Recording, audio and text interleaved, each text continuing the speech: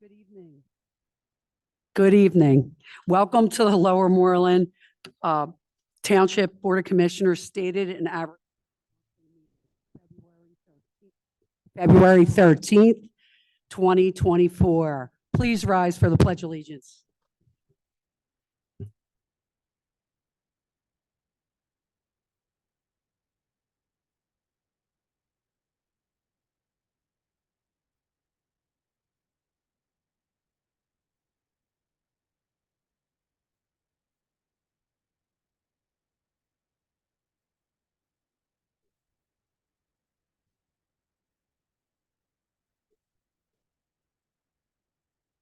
Chief, do you want to take over? We have some recognitions this evening, and we have our Chief Scarrato with us, and he'll start off. Okay, the first commendation will be by the Board of Commissioners. So if Vice President CANALE could ask retired Detective Holly HALOTA to come up.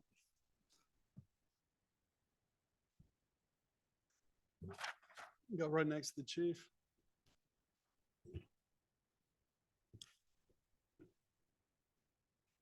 So tonight I have the pleasure of presenting a resolution from the Board of Commissioners of Lower Moreland Township to retired Detective Holly HALOTA.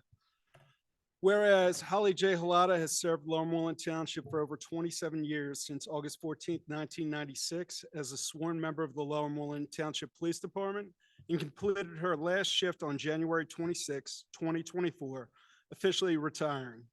And whereas Holly initially served as a patrol officer from the Lower Moreland Township Police Department from 1996 through 2011, including additional duties as a sworn member of the Montgomery County Drug Task Force. And whereas Holly then transitioned to the role of traffic safety officer from 2011 through September 8th, 2014, serving the Lower Moreland Department investigating serious traffic crashes and completing extensive enforcement of the traffic laws of Pennsylvania to provide safe roadways for those who live, work, and traverse Lower Moreland Township. And whereas Holly earned the assignment to the Detective Division, where she dutifully served investigating and solving all manners of crime on behalf of the citizens of Lower Moreland Township from September 9th, 2014 until her retirement. And whereas Holly's service to the community and police department extended beyond her position at the police department, as she assisted in community and social events as part of the Lower Moreland Township Police Benevolent Association Sunshine Committee. Now therefore be it resolved that the Board of Commissioners of Lower Moreland Township does hereby commend and thank Holly J. HALOTA for over 27 years of dedicated service to the residents and business owners of Lower Moreland Township, and wish her all the best in their retirement. Adopted this 13th day of February, 2024. Congratulations, Holly.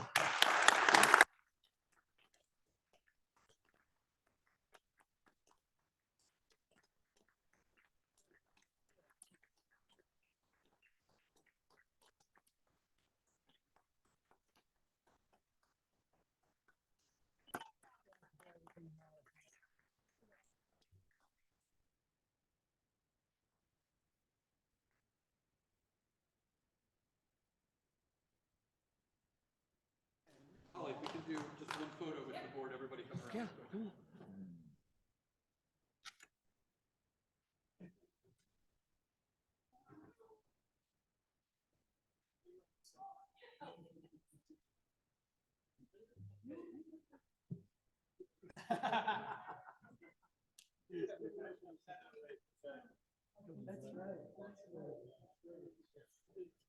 I can come, let me slide.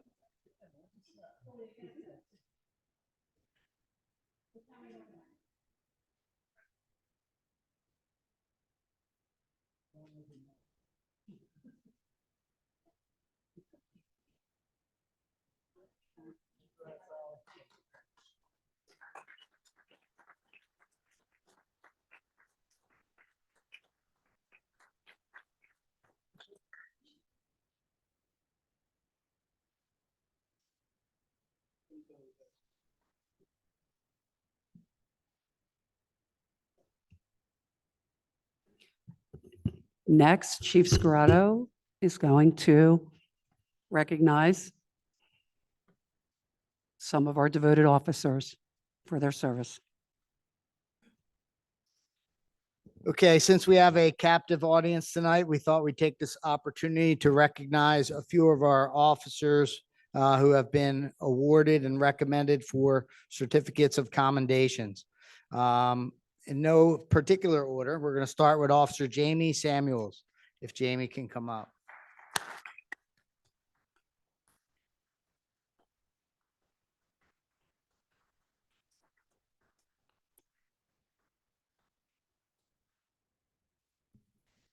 You can join me over here. Make sure I have the right one here. Let's see. Zach. Come on, order. Where's the last one?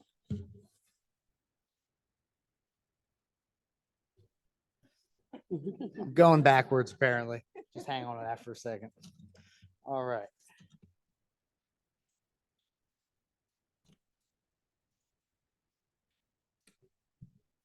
I don't have my reading glasses on.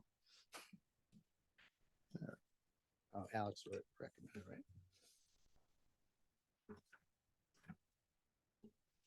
Okay. So, at the time, Acting Sergeant Alexander Sariv had requested our Commendation Review Board look at an incident, investigation, and arrest completed by Officer Jamie Samuels. On December 6, 2023, Officer Samuels took a felony retail theft report at Wawa at Philmont and Red Lion Road. The suspect was identified as a Mohammed Masad, forcibly stole $1,800 worth of cigarettes and left the store without paying. Officer Samuels completed a thorough investigation. She remembered the details of Masad's clothing and what he was wearing the day of the theft. On December 10th, 2023, Officer Samuels was actively patrolling in the area near Wawa when she observed a vehicle matching the description of the one involved in the theft. Officer Samuels ran its tag. The owner of the vehicle was Masad Muhammad. Masad Muhammad came back as a wanted person out of multiple jurisdictions, including for the crime of robbery, which was a warrant from Upper Chichester Township. Officer Samuels stopped the vehicle and Masad was wearing the same clothes he wore during that theft. Officer Samuels arrested Masad and also interviewed him, receiving a confession. The actions of Officer Samuel are commendable. She stayed vigilant and showed outstanding observation and interviewing skills in this case. Officer Samuel's actions are an excellent example of proactive police patrol and investigative skill. Officer Samuel is hereby commended by the Lower Moreland Township Police Department.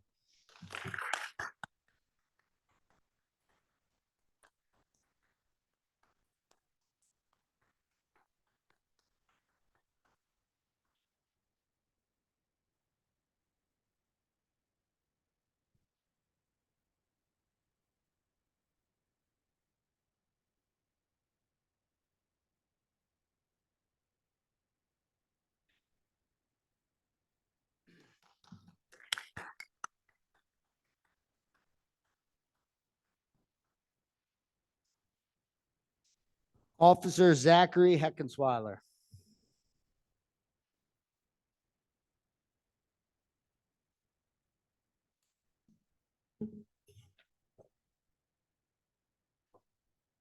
Getting better.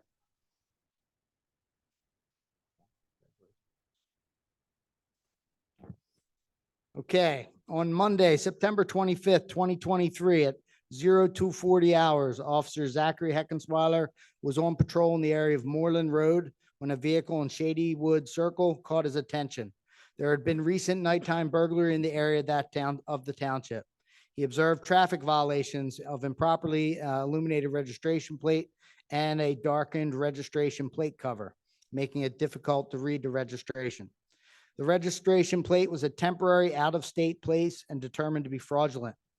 The operator had no proof, almost reset there. The operator had no proof of co-ownership of the vehicle or any other required documents. He also admitted that he knew the place was fraudulent and was taken into custody. Further investigation revealed drug paraphernalia in plain view in this vehicle. The vehicle was seized as evidence and a search warrant was obtained. As a result of this search warrant, 2 stolen firearms were found and seized. In addition to the firearms, there was a large quantity of various narcotics, paraphernalia, and currency, all of which indicated the suspect was engaged in the sale of controlled substances. Officer Heckensweiler's keen observation skill to suspicious behaviors led to the arrest and removal of the subject who was carrying guns and drugs on the streets of Lower Moreland Township. His actions are a credit to him, the police profession, and the Lower Moreland Township Police Department. Officer Zach Heckensweiler is hereby awarded this commendation from the Lower Moreland Township Police Department for a job well done.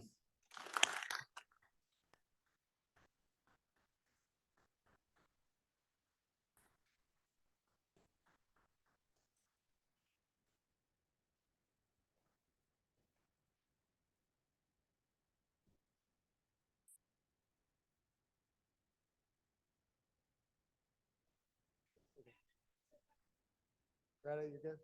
Congratulations, Zach.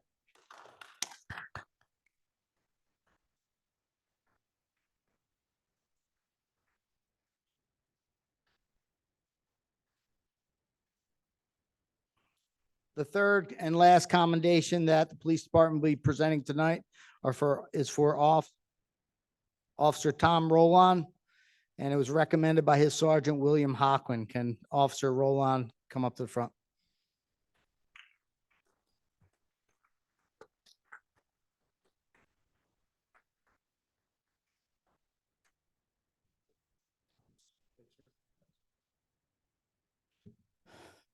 I get to endure this. I get to read all about you. This may be the longest of the three. On August 12th, 2023 at 01:23 hours in the morning, Officer Roland was on patrol in the area of Pine Road School. While exiting the driveway of Pine Road School, he observed a vehicle turning left on the Pine Road from Pheasant Lane with its headlights off. Officer Roland then observed a bicycle exit the neighborhood westbound directly behind the aforementioned vehicle. As the vehicle completed the turn, the headlights briefly illuminated and the vehicle traveled southbound. The operator of the bicycle fled across the road and into a different street. Officer Roland's marked police car then gestured toward the other vehicle. The bicycle rider gestured towards the other vehicle. At this time, the bicycle entered the driveway of 3636 Pine Road. Is that right? All right. This is a very complicated one.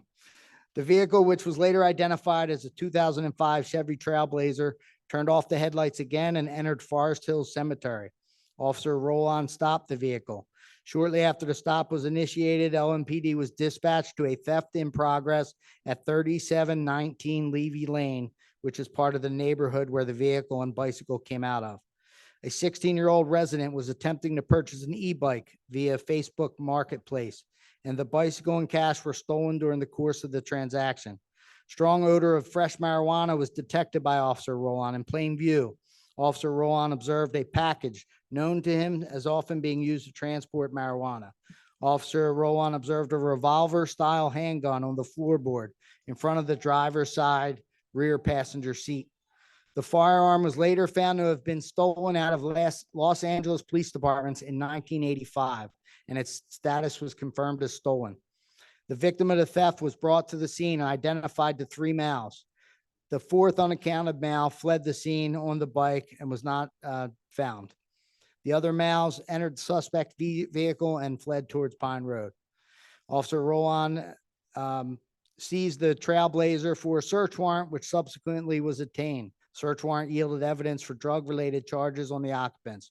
A result of the on-scene investigation, execution of the search warrant, and additional follow-up, the following charges were filed for each subject. The 3 males were charged with theft by unlawful taking, receiving stolen property, firearms not to be carried without a permit, possession of drug, and other related charges. Officer Roland's proactive and attentive patrol, along with his outstanding investigation, led to multiple arrests and removal of a stolen firearm from circulation. Officer Roland is hereby formally commended for his actions in this case.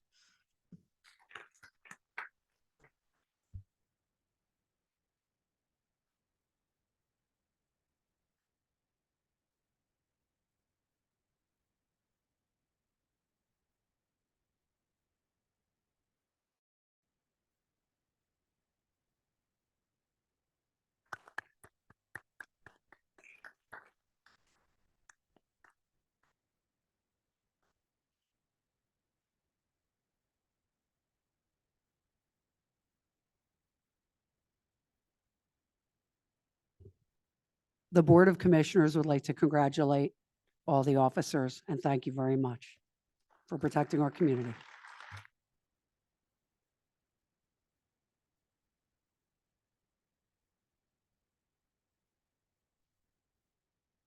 Next, the chair recognizes Commissioner CANALE, Chair of the Public Safety Committee. Commissioner CANALE. Thank you, President Kurtz. The next item on my agenda for this evening will be the promotion of sergeants and corporal appointments. The Civil Service Commission certified the promotion list for the sergeant and corporal positions on Tuesday, January 30th.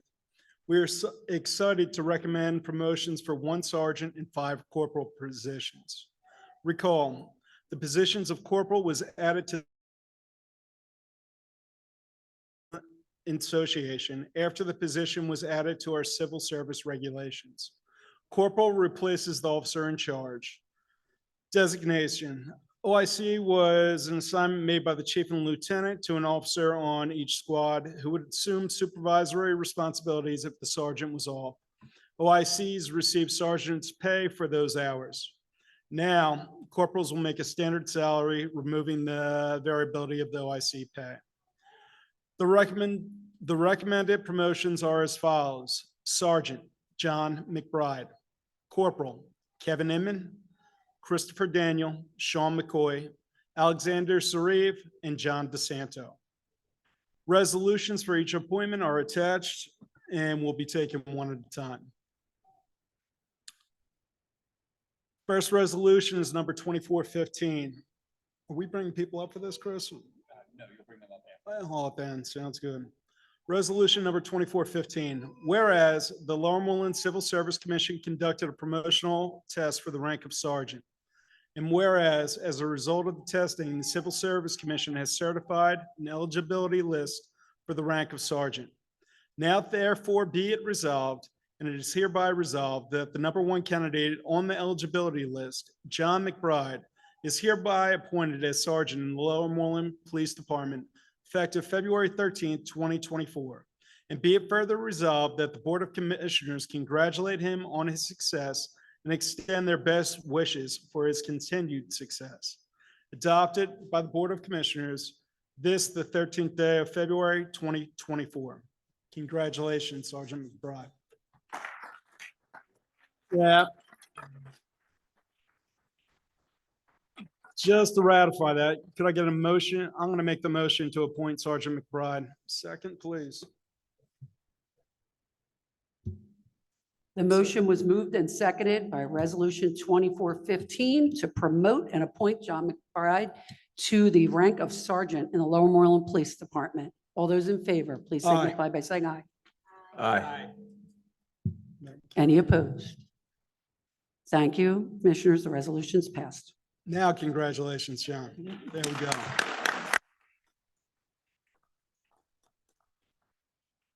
Next resolution is 2417. Whereas the Lower Moreland Civil Service Commission conducted a promotional test for the rank of corporal, and whereas as a result of the testing of the Civil Service Commission has certified an eligibility list for the rank of corporal. Now, therefore, You're 1 ahead, so go to 16. Same language, so. be it resolved. You threw me off right there.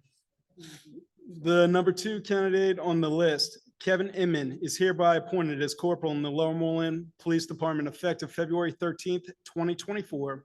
And be it further resolved that the Board of Commissioners congratulates him on his success and extends their best wishes for his continued success. Adopted by the Board of Commissioners of Moreland Township this 13th day of February 2024. I'm going to make a motion to approve Kevin Inman for corporal. Second.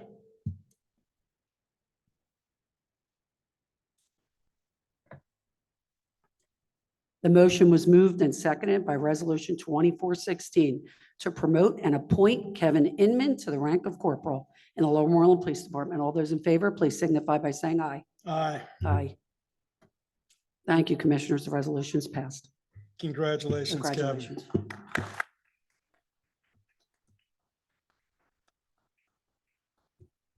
Resolution number 2417. Whereas the Lower Moreland Civil Service Commission conducted a promotional test for the rank of corporal. And whereas, as a result of their testing, the Civil Service Commission has certified an eligibility list for the rank of corporal. Now, therefore, be it resolved, and it is hereby resolved that the number 3 candidate on the eligibility list, Christopher Daniel, is hereby appointed as corporal in the Lower Moreland Police Department effective February 13th, 2024. And be it further resolved that the Board of Commissioners congratulate him on his success and extend their best wishes for his continued success. Adopted by the Board of Commissioners of Lower Moreland Township this 13th day of February 2024. I'm going to make the motion to approve Christopher Daniel for corporal. Second. The motion's been moved and seconded by resolution number 2417 to promote and appoint Christopher Daniel to the rank of corporal at the Lower Moreland Police Department. All those in favor, please signify by saying aye. Aye. Aye. Thank you, Commissioners. The resolution is passed. Congrats, Chris.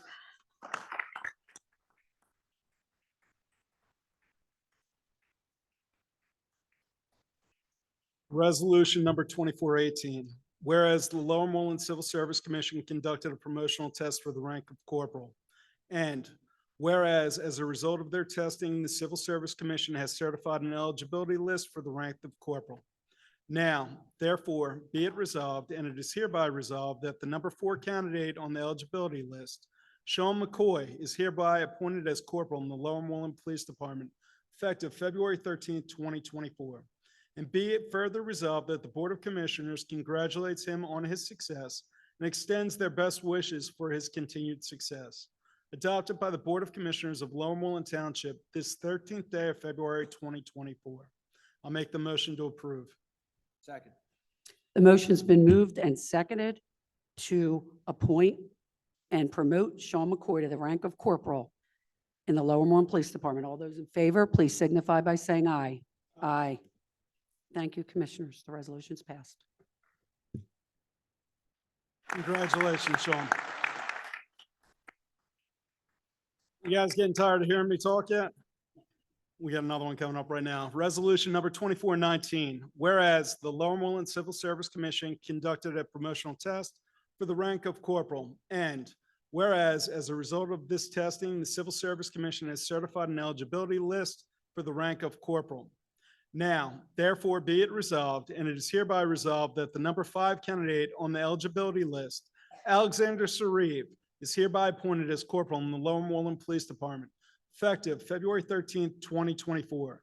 Be it further resolved that the Board of Commissioners congratulates him on his success and extends their best wishes for his continued success.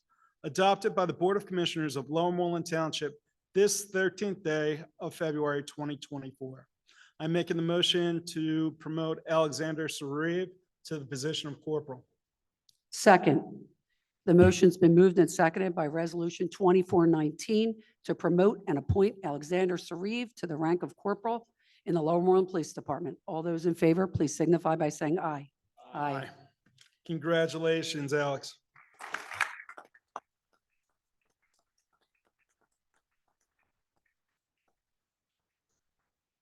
Last but not least, resolution number 2420. Whereas the Lower Moreland Civil Service Commission conducted a promotional test for the rank of corporal. And whereas, as a result of this testing, the Civil Service Commission has certified an eligibility list for the rank of corporal. Now, therefore, be it resolved, and it is hereby resolved, that the number 6 candidate on the eligibility list, John DeSanto, is hereby appointed as corporal in the Lower Moreland Police Department, effective February 13th, 2024. And be it further resolved that the Board of Commissioners congratulates him on his success and extends their best wishes for his continued success. Adopted by the Board of Commissioners of Lower Moreland Township this 13th day of February, 2024. I would like to make a motion to approve John DeSanto for the position of corporal. Second. The motion's been moved and seconded by resolution 2420 to promote and appoint John DeSanto to the rank of corporal in the Lower Moreland Police Department. All those in favor, please signify by saying aye. Aye. Thank you. All right, congratulations, John. At This time, I'm going to turn it back over to the chief for the swearing in. Okay, I'd like to welcome our new District Justice, Judge Tom Mert.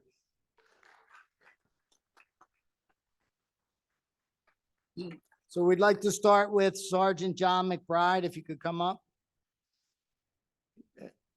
Yeah, come up in front of the board. Whoever you want to hold the Bible for you, you're welcome to have your family up with you.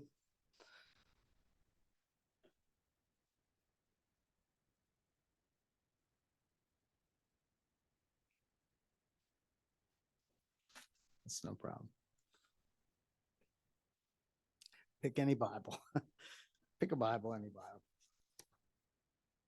Yeah, go ahead over there, John, with your wife. The judge is going to read over the microphone. There you go. You can go over in front of this board there. Go in front of the board. Move over there. There you go. All right. Okay, real quick, I did some brief bios on the officers getting promoted. John J. McBride started with the Philadelphia Police Department in 2013, where he served in several positions, most notably as a sergeant in the 35th District. While an officer, John was awarded the Officer Danny Boyle Award as Officer of the Year for Community Service. John joined the Lower Moreland Township Police Department in 2021. In his time with Lower Moreland, John has become one of our control tactics instructors and holds a blue belt in Brazilian Jiu-Jitsu. John has successfully represented LMPD competing in grappling tournaments. He also has been assigned as an officer in charge, and in 2023, he earned a spot as an operator on the Montgomery County SWAT East Region team as an operator. He is accompanied by his wife, Lucy, and his daughter, Layla, who turns 1 next month. Congratulations, Sergeant McBride.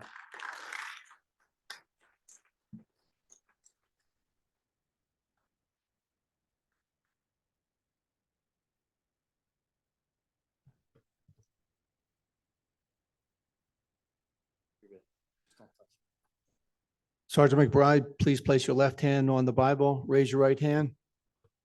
Repeat after me. I, John McBride, do solemnly swear that I will support, obey, and defend the Constitution and the laws of the United States of America, the Commonwealth of Pennsylvania, and the Township of Lower Moreland. I will discharge the duties of my office with fidelity and integrity.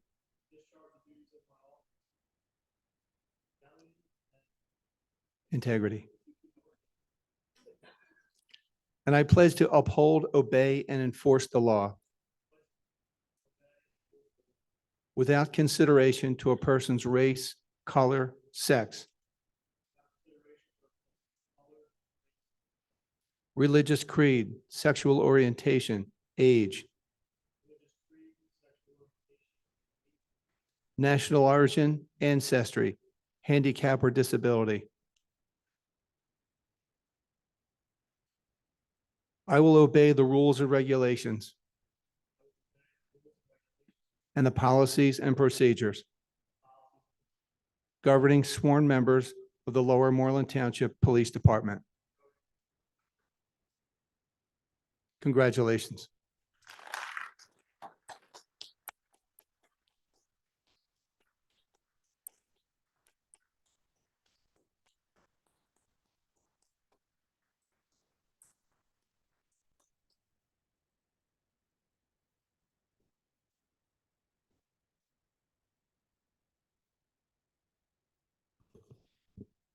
All right, since we've taken the first hour of the meeting nearly, we're going to do the 5 corporals together as far as their oath goes.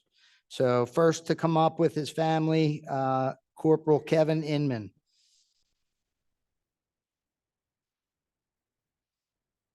You get to pick your first Bible. So they're all different ones.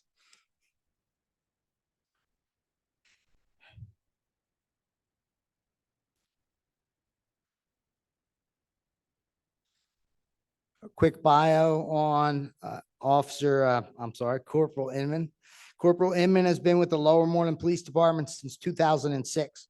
During his career, he's held the positions of officer in charge, taser instructor, field training officer, and served as detective from 2018 to 2022. For the last 3 years, Kevin has been the sworn officer in charge of our evidence system and our civilian evidence custodians. In addition, he's helped write the evidence policy and procedures and the manual. He's getting there. Kevin holds a bachelor's degree in criminal justice from Penn State University and is a graduate of the Delaware County Community College Municipal Police Academy. Thank you, Kevin.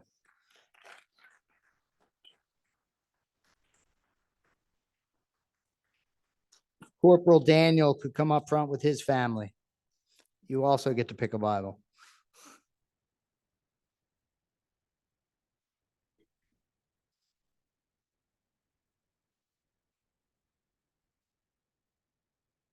Corporal Daniel has been with the Lower Moreland Police Department since 2005.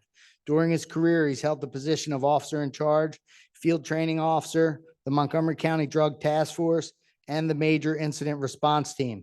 Until recently, he has been an outstanding member of the LMPD Traffic Safety Unit. In 2023, Chris earned the assignment as a detective and will be assuming the role of corporal in the LMPD Detective Division.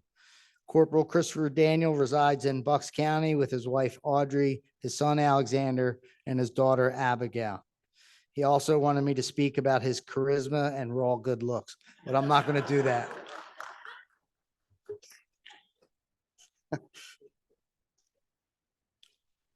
Corporal Sean McCoy.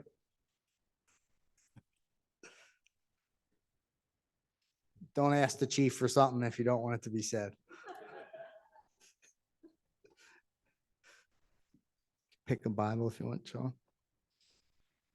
Corporal Sean McCoy has been with the Lower Moreland Police Department since 2010. Before starting with Lower Moreland Police Department, Sean served our country in the United States Marine Corps from 2000 to 2007. He left active duty at the rank of corporal in 2005 and remained on recall reserve obligation until 2007. Sean attended Delaware County Community College Municipal Police Academy and served as a police officer with Darby Borough PD from 2007 to 2010. Sean is our firearms instructor and has served as an officer in charge and a field training officer. Corporal McCoy trained 9 officers in the last 5 years, which is an incredible accomplishment. Corporal McCoy resides in Montgomery County with his wife Kelly and 2 sons, Connor and Colin. Thank you, Corporal McCoy.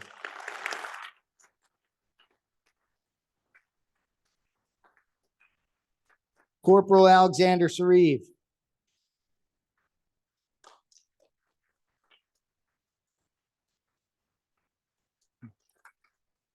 Alex brought his own Bible.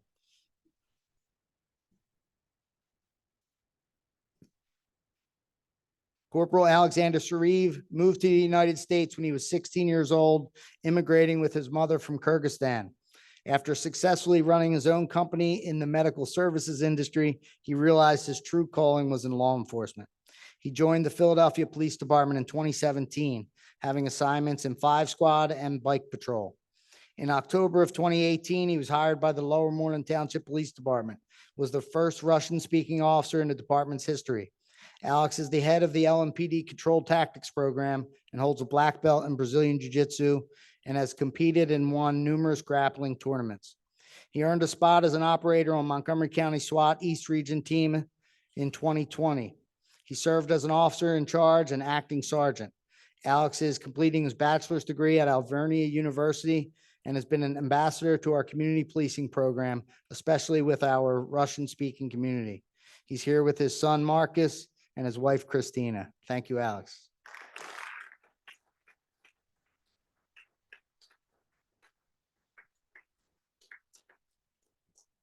Corporal John DeSanto.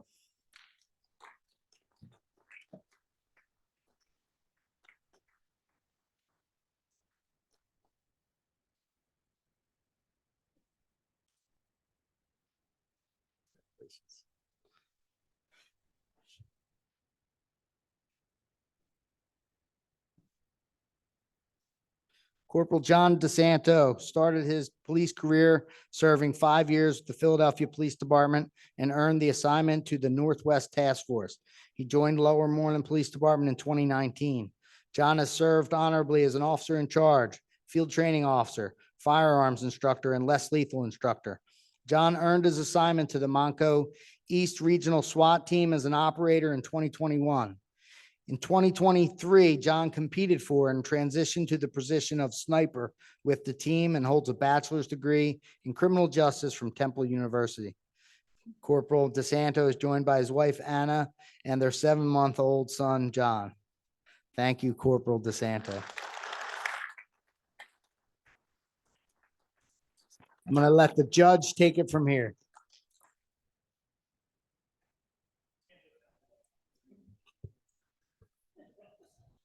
Good evening, everyone. I'm going to ask our new corporals to please place your left hand on the Bible. I state your full name. Do solemnly swear that I will support, obey, and defend the Constitution and the laws of the United States of America,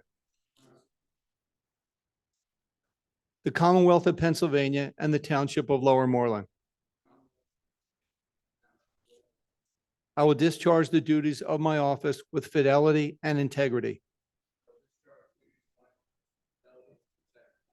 And I pledge to uphold, obey, and enforce the law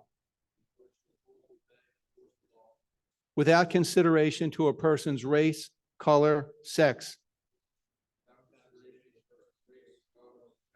religious creed, sexual orientation, age, national origin, ancestry, handicap, or disability. I will obey the rules and regulations and the policies and procedures governing sworn members of the Lower Moreland Township Police Department. Congratulations.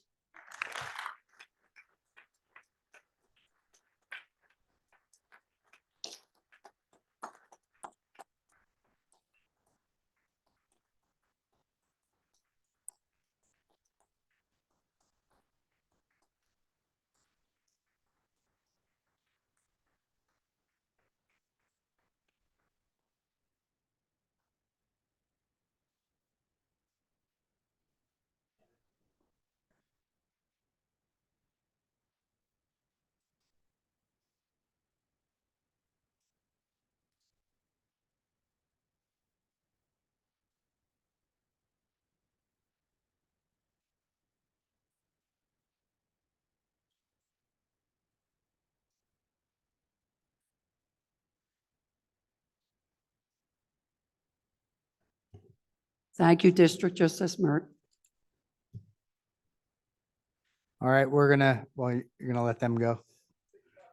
All right, thank you.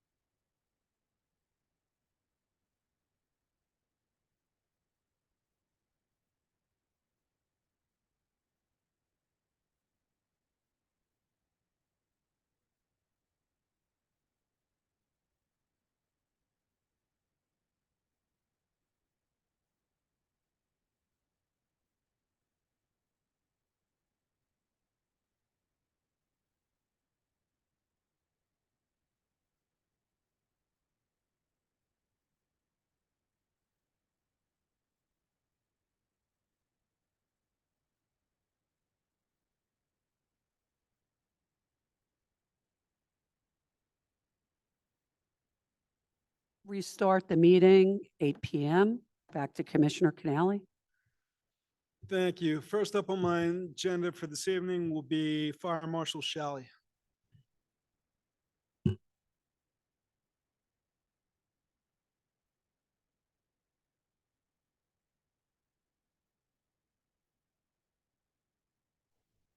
Good evening, Commissioners. Just a couple brief things here on my monthly report.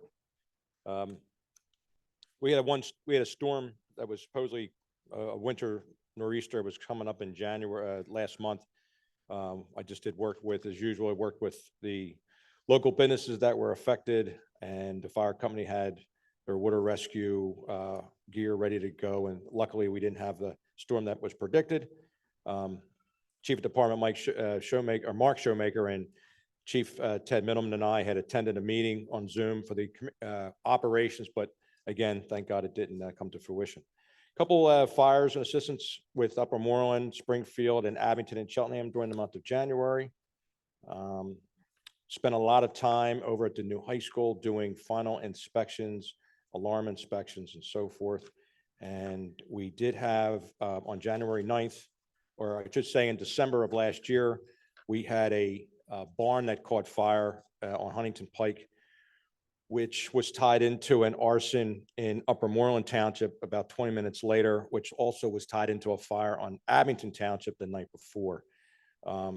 With good detective work and some good evidence collection, a suspect was apprehended, and we've had a confession.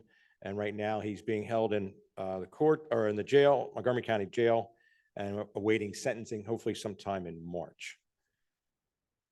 Any questions? Thank you. Next up is Chief Showmaker.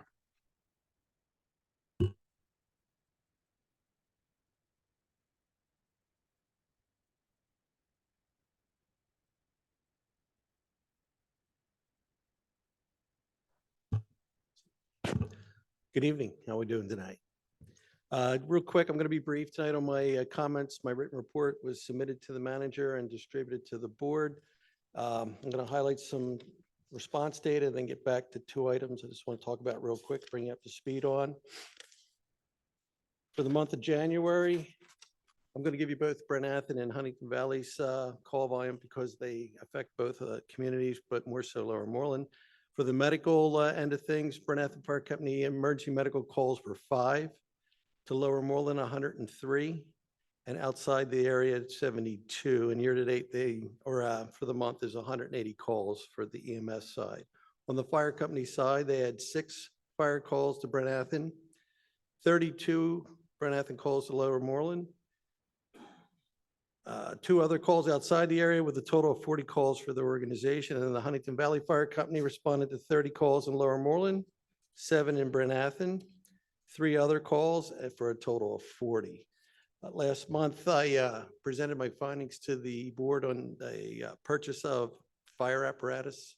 We went through and reviewed the different facts. I was authorized to move forward with the 2 apparatus from Pierce, actually Glick Fire Equipment through Pierce. I'm happy to report as of 2 Fridays ago, we secured the ladder truck. It was quite a process. There was 25 people interested in 2 trucks that were available. We were the first one to commit within 2 minutes to them, so we got the truck. So we're expecting a mid-July delivery of this year for that piece of apparatus, which is thrilling to me because that was a big project, and I know it's something that's been hanging on for a long time in the community, and we're putting it behind us at this point. With that said, there's been a lot of work that had to happen between that point and now. One of the biggest is how are we going to paint these apparatus? And part of my task in trying to look at bringing everybody together, one of the things we looked at is a rebranding of the organizations and how they look. And I'm very pleased to announce that as of last Thursday, I met with most of the chiefs of Brenathan Fire Company and EMS and the Huntington Valley Fire Company. And within 30 minutes, we came to a consensus of how we're going to do this and what they're going to look like. So I don't think that's been done in quite some time, but it was quick. And there was a lot of good ideas that were brought out of that meeting, and a couple of things we're going to look at and talk a little bit about maybe doing to try to bring the groups together. And just real quickly, in my last item, We've also been doing joint training with the two organizations. So the daytime crews have been getting together more regularly than the nighttime crews, but we have done joint training and we look to continue to do that, and things are starting to mold together, which is good. Last but not least, I forgot one item. We did start the power shift program on the EMS that we talked about. That went into effect January the 15th. I think there was 3 calls that they've covered in that half a month time. But more importantly, they were also covering some work loss injuries that people were out. So we had to backfill those positions, and it helped do that. But it's been successful so far, and we're going to keep tracking that, and we'll bring you some more statistics on that as we go. Any questions? I have a question. So we were successful with acquiring the one apparatus. We Well, talked about actually, 2. both. The first one we actually had in the pipeline. There wasn't a lot of pressure on that one. We knew we could get that one, so we Understood. signed for that. So we have 2 apparatus coming. The more important one, which is the ladder truck, will be here in July of this year. And then the engine that we're ordering is replacing a one that's due next year in 2025. We will see that in November of 2025. That gives us an opportunity to stagger the purchases, Cool. stagger the equipment mounting and the training on the apparatus, and gives us a little flexibility on how we do that in between. Will the financing that we're working on accommodate for both in terms of economies of scale or anything like that? So, yes, and I have a little bit more detail in my report, but I guess no reason in waiting.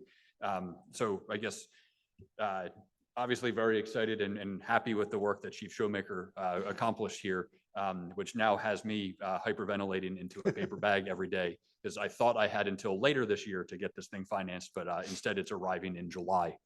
Obviously better for the community. We will figure it out in that period of time. So I've started with our standard banking contacts that we go to. It's essentially a longer version of the lease purchase that we're doing for other equipment. So far we have a rate from Univest. EJ is working with TD Bank, and I think we are expecting a rate that is better than what Univest has offered. And essentially everything starting with the total $3 million and $25,000 purchase, but able to stagger when we incur those, so that if there is an improvement in the interest rate when we go to borrow for the second truck in 2025, we would get to realize the better rate at that time.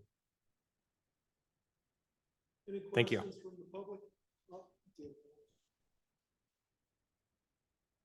Any questions from the public? Thank you.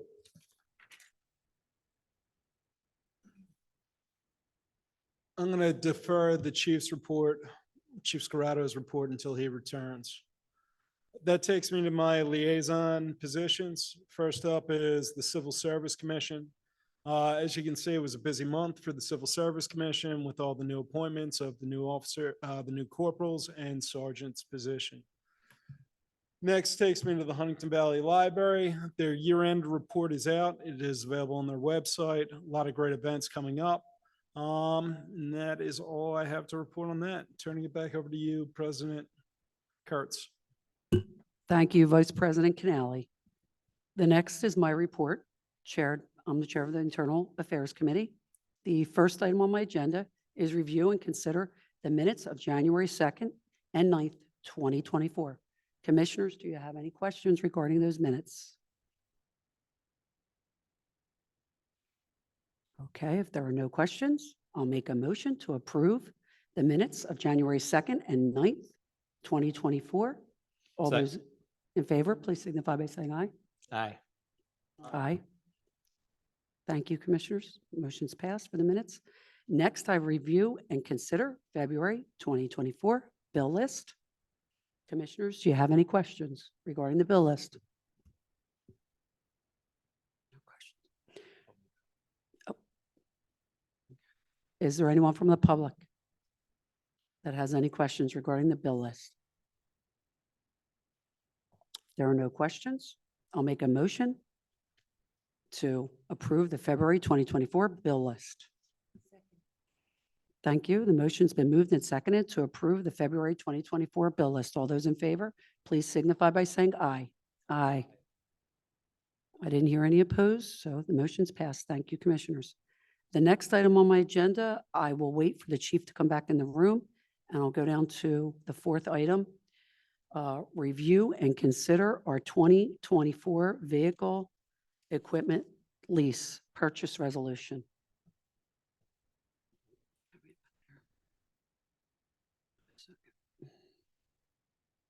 Get that up. Commissioners, as you recall, last month, we authorized our staff to engage with TD Bank for the financing of 4 vehicles and 1 piece of equipment in the amount of $345,683.44. It was at a rate of 5.25%. I did hear from the manager and our assistant manager today. Since that time, they were able to get a better rate at 5%. With that being said, they have been working with staff at TD Bank for the necessary engagement agreements. And as part of this agreement, this resolution that's in our tablets formally authorizes the execution of the agreement. The resolution is in our tablets. And Solicitor Rice, it's also noted you reviewed the agreement for us and provided your opinion to move forward with the agreement. Correct. Yeah, the bank requires an opinion of counsel on a lease purchase such as this. Thank you, Solicitor Rice. Do any of the commissioners have any questions regarding this agenda item? Okay. Are there any questions from the public? This was reviewed last month to move forward, and these items, Manager Huffman, were also discussed during our budget time. That's correct. Okay. If there are no questions from the public, I'll make a motion to approve Resolution 2422, authorizing E.J. Lee and Chris Hoffman to enter into an agreement with TD Bank for financing of 3 vehicles and 1 piece of equipment at the rate of 5% for a total loan amount of $345,683.44. Thank you. The motion's been moved and seconded to approve Resolution 24-22 as described. All those in favor, please signify by saying aye. Aye. Any opposed? No opposed. Thank you. The resolution's passed. The next item is review and consider proposal for Verizon franchise agreement renewal services. Manager Hoffman, will you please review that? Certainly. The board may recall that you have, following federal law, franchise agreements with Comcast and Verizon for locating their services in the township. And those agreements come due periodically. So over the last couple of years, the board had approved a 5-year agreement with Verizon, and then most recently, a 10-year agreement with Comcast. So we're about 3.5 years into that agreement with Verizon. So with that one coming due, the federal law structure for that starts a negotiation timeline.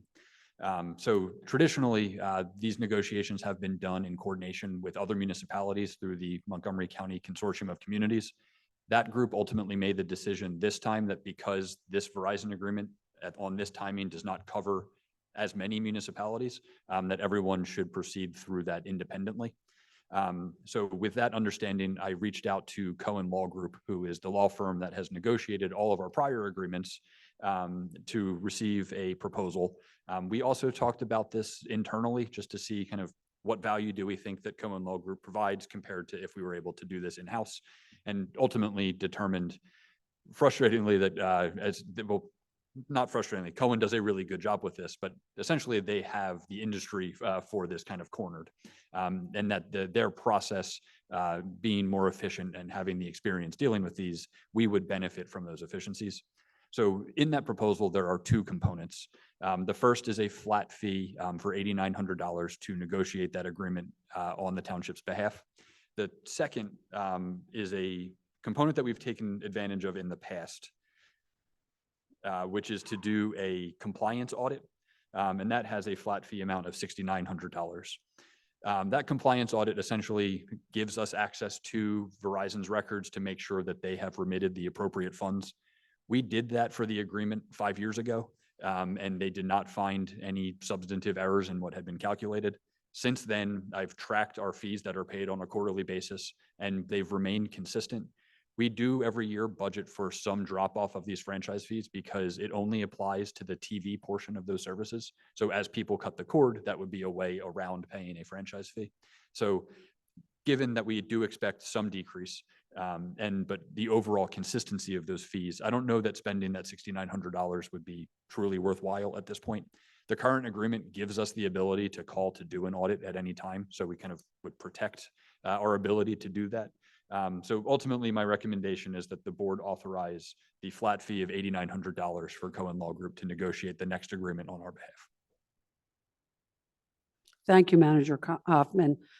I spoke to our solicitor and the manager about this at length, and I would like to go with their recommendation to just stick with the flat fee for negotiation for $8,900. And we just had an audit, was it about 3 years ago, right? About 3.5 years ago for this agreement that we're under now. And nothing was found, so. I just have a quick question.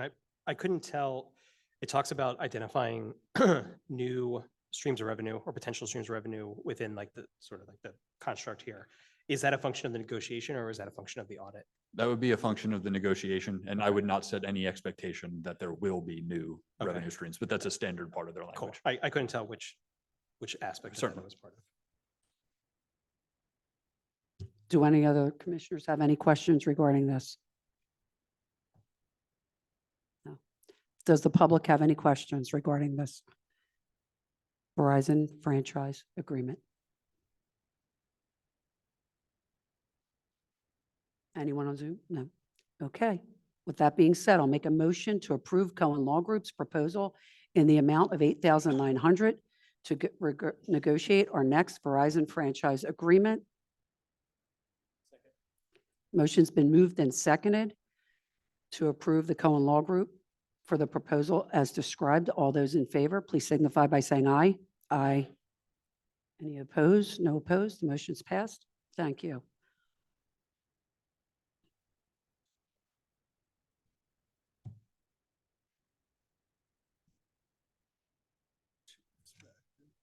The chief's back, yes. Finish one more and then go. The next item is review and consider tax collection committee delegates.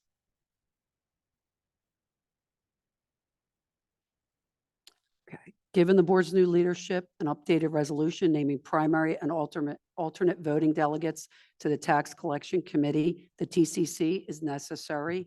So our local tax enabling act, or Act 32, requires each tax collection district collecting earned income tax to be governed by a TCC. And it's through this process that Berkheimer has been named as the EIT tax collector for Montgomery County. The law further requires each governing body, whether it's a municipality or a school district, to appoint our voting delegates. It's been a practice, the board's practice, established practice, to recommend the voting delegates, and they will be as follows. Primary voting delegate, Christopher R. Hoffman, our township manager. First alternate voting delegate, Denise KURITZ, President, Board of Commissioners. Second alternate voting delegate, Joe CANALE, Vice President, Board of Commissioners. Of course, this is if it's okay with the board, so I'll ask the board, are you in agreement with this? Thank you. Are there any questions from the public?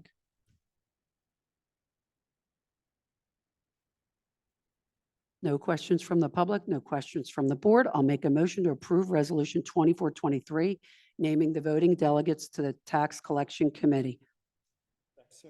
The motion's been moved and seconded to approve Resolution 2423 as described. All those in favor, please signify by saying aye. Aye. There are no opposed. Any opposed? Not. The ayes have it. The resolution's passed. Thank you, Commissioners. Next is our administration report. Manager Hoffman. Thank you, Commissioner. Just two items that I wanted to report on. The first we already got into mostly with the fire truck purchasing. The Two things I wanted to add to that are, in addition to the two proposals, banking wise, that I had referenced, we are overall going to seek at least four. So three of them are banking contacts that we have, and then the fourth will be a bank that Glick, the dealer, deals with. So we'll try to compare and get the best rate available to us in that financing consideration. And then on top of that, we did introduce again to the borough at our last emergency services committee meeting about approaching the cost share for that. So even at so far what I believe is probably the highest interest rate that we would see, a combination of spending some money down, financing the balance, and in collaboration with Bernathen, I don't expect that these individual purchases will require any additional tax increase looking down the line over the life of those loans. That doesn't mean that there may be a decision over a 10-year period that may require a tax increase for fire services, but specific to these trucks, the planning that the board has done to date, I do expect to be sufficient. And then the other one, just on the facilities planning, wanted to let the board know that I did receive permission from the Academy of the New Church to have Tim Woodrow and another consultant access the ANC parcel to be able to do some survey work and some wetlands assessment, just to make sure we kind of know everything about that property that we can before engaging in the next step of those discussions. So you may have noticed when the board considered the resolution back at the December meeting, Dwayne Hyatt, who is the treasurer for Academy of the New Church, was in the meeting room. I had kept him updated on exactly what we were doing. So we're continuing that discussion. I had requested directly from him that permission, which he was able to grant to us. And then our next step after we gather all of that information would be to gather the stakeholders between the township, the borough, the academy, and the school district to talk about some of the creative concepts that may be able to help us with that acquisition. I don't want to set expectations that say any sort of boundary changes as were originally proposed by ANC for school districts or municipalities. That's going to be something that we ultimately agree to. But the thing that we have committed with ANC through every discussion that I have been a part of is just approaching the table in good faith. Let's try to talk out all of these different ideas so that we can get to the best resolution here for an emergency services based acquisition that would serve both communities well. So those are the two items that I have for this evening. Several other things I've been working on have their own agenda items for this evening. So if there are any questions, please let me know, but otherwise that is my report for this evening. Does anyone have any questions for Manager Hoffman? Yeah, I have a question on Go the ahead. point about the Emergency Services Committee. So you said that we met, and I believe we talked last that the intergovernmental contract was going to be on Bernathen's table or with a part of their February. Do you know if that happened? And if so, when we might get a readout on their notes, comments, questions? Yeah, absolutely. So they did introduce that at Borough Council on their meeting last Monday. As a result of that discussion, the committee is going to meet with the chief and president of each fire company on Thursday this week. I think there's some, from a lot of parties, some disconnect on what this agreement does versus what it does not do. And that the scope of what it does is limited to giving the chief of emergency services the authority that is necessary to do the job and make the next set of operations-based recommendations. So any concern that this is jumping too far ahead or is merging companies now or is making any sort of greater decision, that is kind of not what the committee is talking about at this point. Instead, going back to the interview process, one of the things that we got kind of into in-depth discussion about in every interview is the need for the chief position to be given the authority, both from an operations perspective for both companies, so that you have the ability to make recommendations and changes to the way that we respond to fires and EMS calls. And also to be able to work on any of the administrative changes that are necessary. The agreements that were done in 2023 laid a really good groundwork to that. But the thing that we had always conveyed through that process was that kind of a subsequent agreement would be necessary after the chief had been hired, had been given some amount of time to be able to assess the situation and ultimately make a recommendation for how do we better formalize this to be able to do the things that the chief has been tasked to do. And keeping with his MO so far of turning around a fire truck way faster than I anticipated he would. We're also, I think, in a position as the township to be able to recommend sooner than I thought we would, based off of his assessment, to kind of formulate this department that still respects and maintains the two nonprofit entities, and then kind of creates the space for the chief to spend the next period of time making all of those operations assessments and bringing those things back in a very methodical basis on whenever it is time to do things of that nature. So I think our plan is that after we meet with the two fire companies on Thursday, we want to then be able to address any edits to the agreement that you had previously seen, get that out to the board, and then also be able to post that to our website prior to this, I guess, whatever date this will be coming back to the board. I think for me, based off of my understanding of things at this point, I feel like we would be ready to bring this back to the board with a strong staff recommendation at the March meeting. I don't know if Bernathen is going to be there. So I think depending on that communication that we will maintain with them, I think it will make sense to bring them back in the same month. So as the committee discussions continue, we'll determine whether or not we're able to bring it back as soon as March, or if maybe there needs to be an extra month to be able to work through some of the more minutia details and making sure that everybody understands, again, what is happening versus what is not happening. Thank you. Thank you, Manager Hoffman. Manager Hoffman, can I ask a question? Do we have a final price for the fire truck? Mark, I don't know that we have the exact price yet.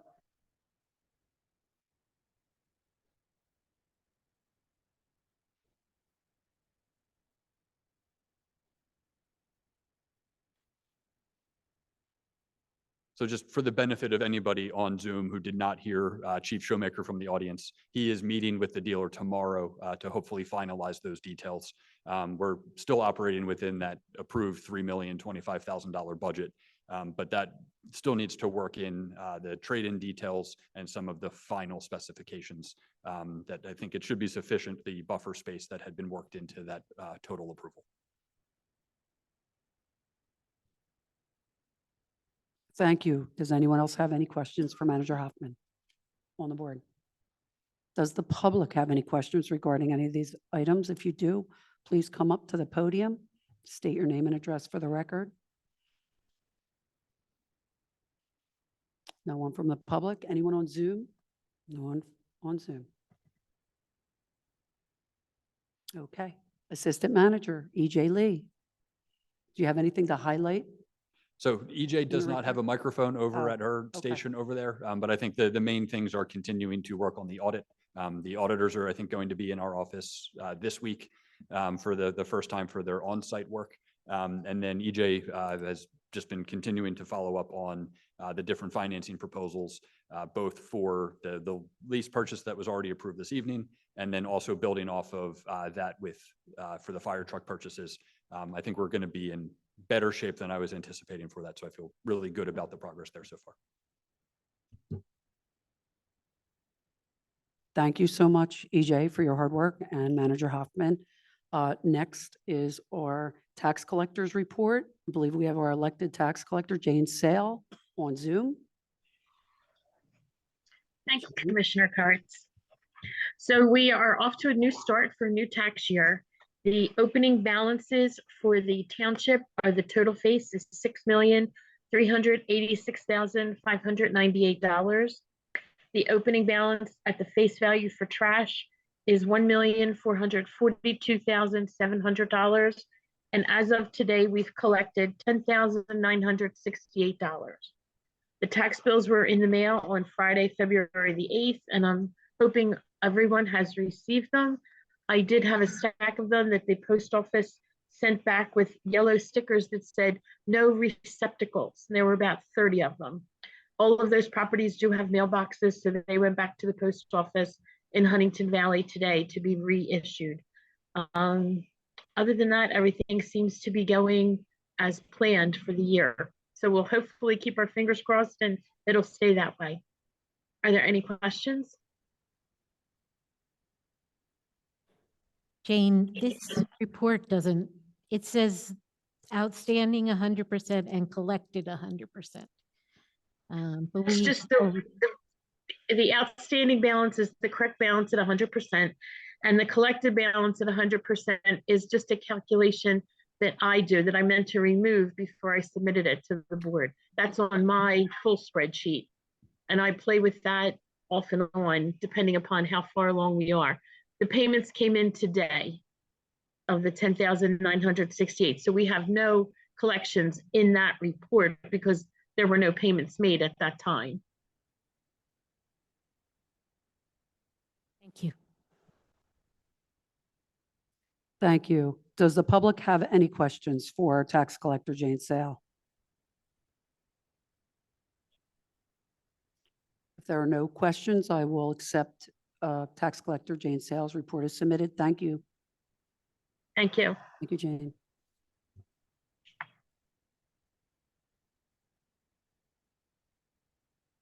Next, I will go back to my item number 3, which review and consider the intergovernmental cooperation agreement with the Lower Moreland Township School District Bus Patrol. Now that the chief is back in the room.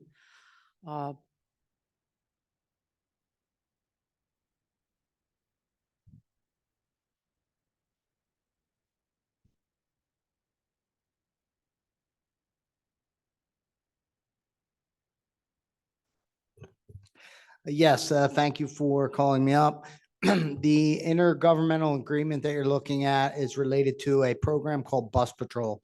It's actually a national program where it takes traffic violations of going around stop school buses and addresses them through civil fines and civil course, which is very similar to like red light cameras and speed cameras and things of that nature. And basically what it does is creates a much more widespread enforcement of vehicles going around school buses, reduces violations that could injure children. It also is a program that was written into the state of Pennsylvania's vehicle code so that these fines are then dispersed to the school district that allows them to provide additional funding to the district. So that's the basic premise of the program. It's supposed to reduce injuries and accidents involving children going on and off school buses. And the other thing is it streamlines kind of the court system related to that. So it's a very successful program. And, you know, we endorsed using that to reduce this type of violations.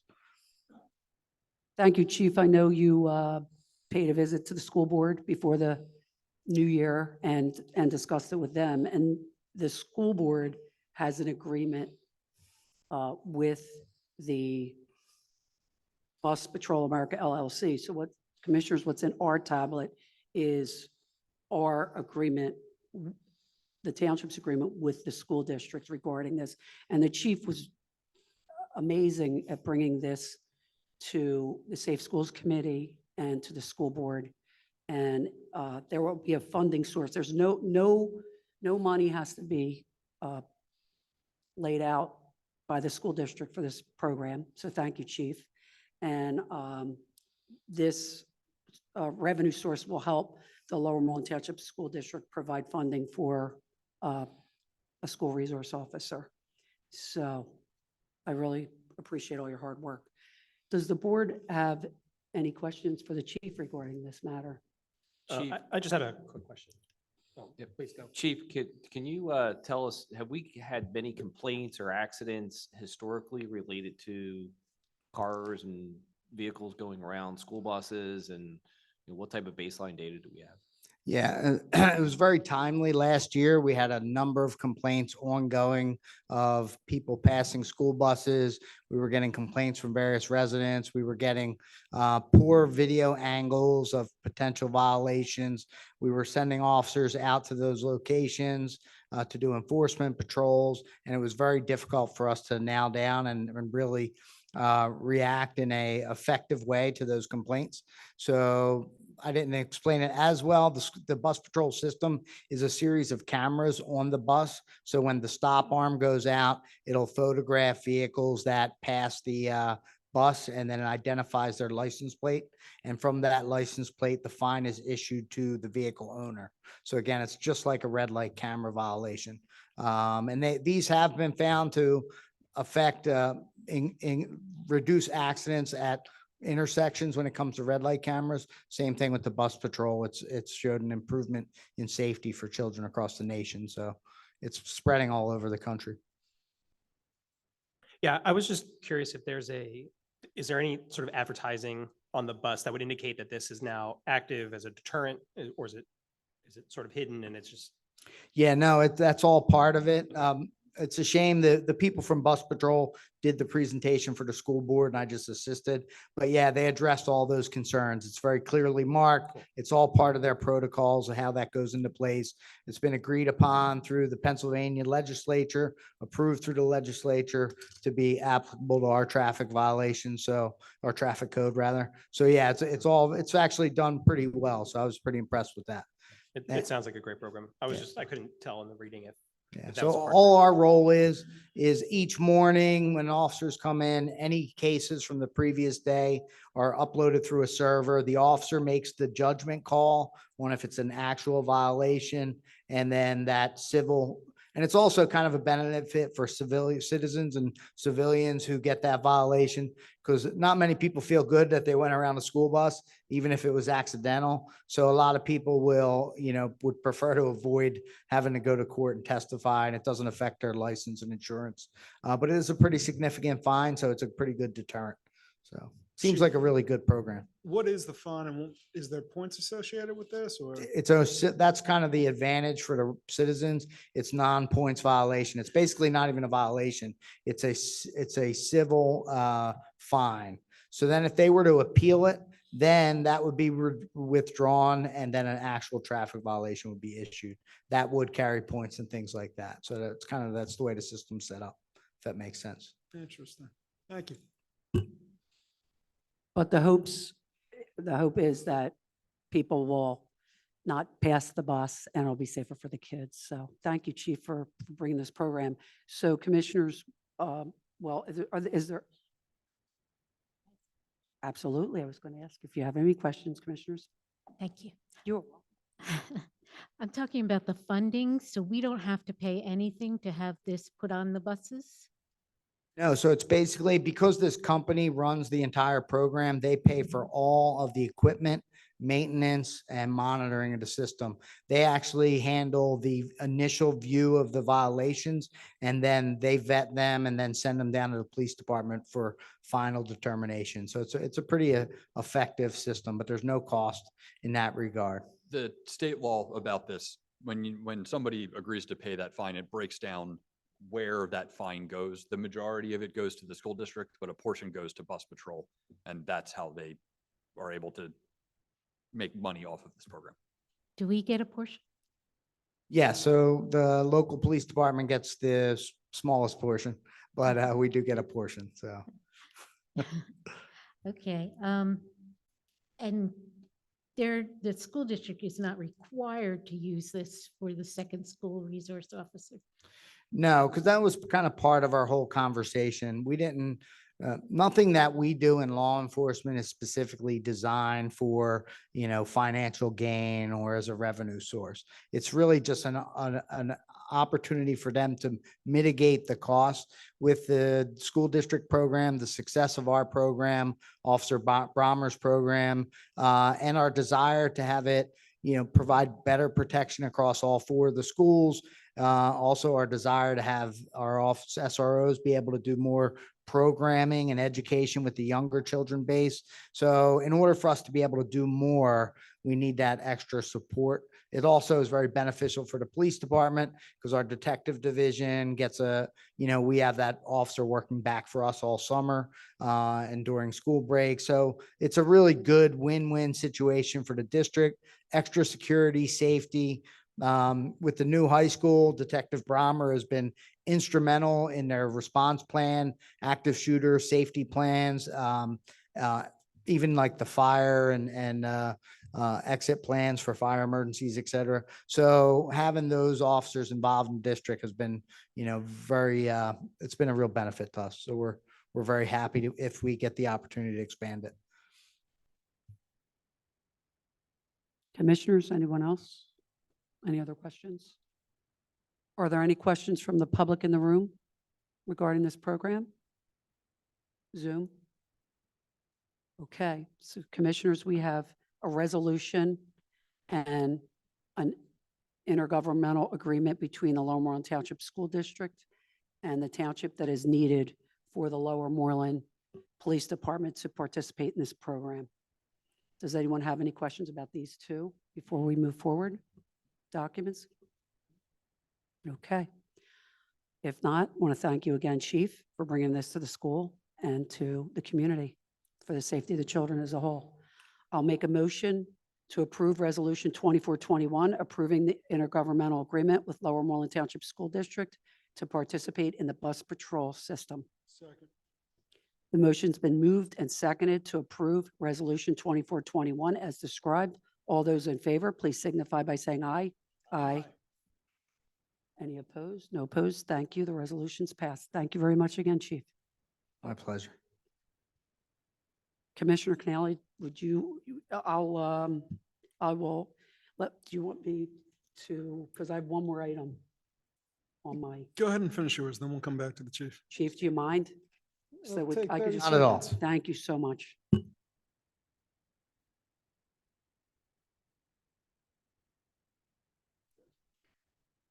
The next item on my report is the next on my Internal Affairs Committee is my liaison report. My liaison positions are Lower Moreland Township School District, Lower Moreland Township School District Diversity, Equity, and Inclusion Committee, and the Lower Moreland Township Community Events. Lower Moreland Township School District. First, I would like to thank all our commissioners, our township manager, Chris Hoffman, Chief Scarato, our township engineer, Tim Woodrow, and his brother, as well as a lot of our staff and everyone on the board. We had a full board that attended the ribbon cutting and new high school tour on Saturday, February 3rd. Thank you very much, commissioners. The school is beautiful and it's truly a state-of-the-art, unique educational environment for the children in our township. I hear the students are very excited to move in this month after President's Day. I hear the date's February 20th. So we're all really excited for the kids. The school board held their work session meeting on Tuesday, February 6th at 7 p.m. This is a work session. Their voting session meeting will take place on Tuesday, February 20th at 7. So everything was just discussed. Nothing was voted on. I attended on Zoom. This was almost a 5-hour meeting, ending a little past 11:30. The school board, I just want to tell our board, and I will give everyone a lengthier memo, had a long and informative meeting. And some of the highlights are Jamie Lynch advised the district that they have their temporary certificate of occupancy from the township, and they're working with all of our staff on punch list items before the students occupy the new building. So thank you to our staff for working and spending so much time. Mr. Lynch also advised that PennDOT is requiring them to have a masked arm for the pedestrian crossings on Red Line Road. It's a different than the style crossing light that's in place now. So he talked about that, and he's working on strategy with the civil engineer for pedestrian crossings along with the highway occupancy permit for those intersections. He's hopeful that he can pre-purchase everything in the spring, and it'll be in place by summer 2024. They had some additional items that I just want to quickly go through, just to note for our board and for the public, and also to please invite everyone to visit the township, the school district, the Lower Moreland Township School District's website. It is very informative. It's very well done. All the information can be obtained if you click on the school board tab and their agenda items. They have all presentations. So they did speak about a second school resource officer in partnership with the township. They talked about strategically planning the future of Lower Moreland School District, student enrollment, bus routes, facilities planning goals. They always go through their committees, one being Diversity, Equity, and Inclusion Committee, the Strategic Planning Committee. And also just a note for everyone, if they have any kids, the school schedule has changed, and they're working everything in with regard to the fourth school. They also spoke about their budget process and a timeline that was presented, a wonderful presentation by the business manager, Mr. McQuinn. And also future building feasibility study, RFP, to look at larger capital projects within the community. Again, this was all discussion, nothing was voted on, but I just wanted to share quickly.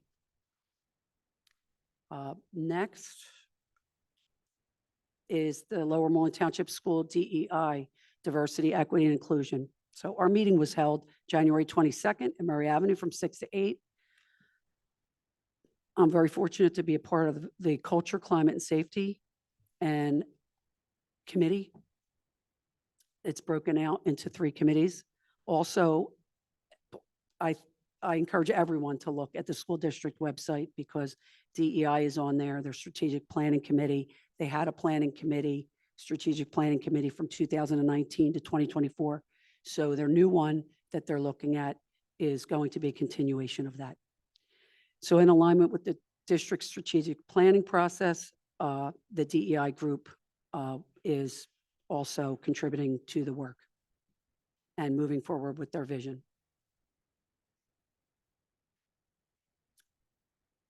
Next is our township community events. We have the township egg hunt that is run by the Huntington Valley Library. They've been running this for us for a number of years, and we're very fortunate and grateful for them. The event will take place in Lower Moreland Park on Saturday, March 16th at 11 a.m. with a rain date that's scheduled for March 17th at 2 p.m. Our assistant Leah has been posting the event. Thank you, Leah, on social media for the township, and the Huntington Valley also has started advertising the event. With regard to our Arbor Day, which is our Earth Day, it will be held on Friday, April 19th. Our Public Works Director and I received notice that the trees that they order from Pennsylvania Horticultural Center, the last date that we can actually install them, put them in the ground is April 22nd. So we did have a later date planned, but we moved it up. Are there any questions from the board regarding any of these agenda items and my liaison report? Thank you. Is there any questions from the public?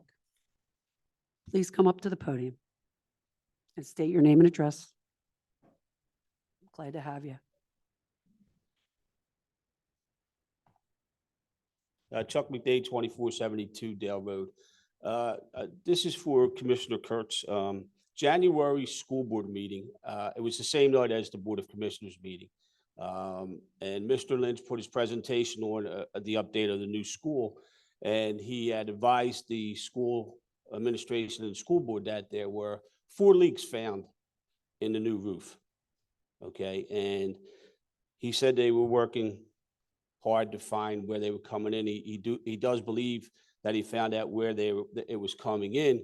So I went back and I looked at my notes from the school board, and there was no sub for the roofing contract. It was done by the general contract. So it got me to ask the question, and I'm going to ask you this question.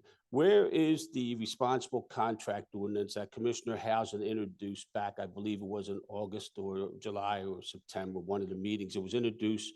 She handed it to Solicitor Rice, and we haven't heard any more since then. So can you tell me where we're at on that? I will definitely have Solicitor Rice talk about the responsible contractors ordinance.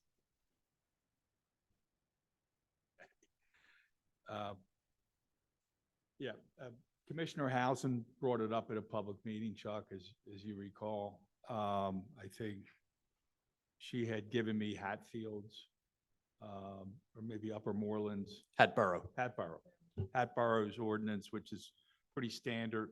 It had a $250,000 threshold. So, and I'm familiar with the RCO. I've done it in other municipalities. So I provided information to to the full board last year and this year on what the RCO does, what the criticisms of it is, what the benefits of it is. And at this point, it's up to the board to, authorize an actual ordinance and proceed with it if they choose to do it. So, I mean, it wasn't really introduced. It was a discussion topic. I mean, I provided the information to the board and, it's up to the board to make an agenda item and authorize something to be advertised to proceed on to the next step. That's the way it would work. So Commissioner Kurtz, does the board plan to put this anytime on the agenda?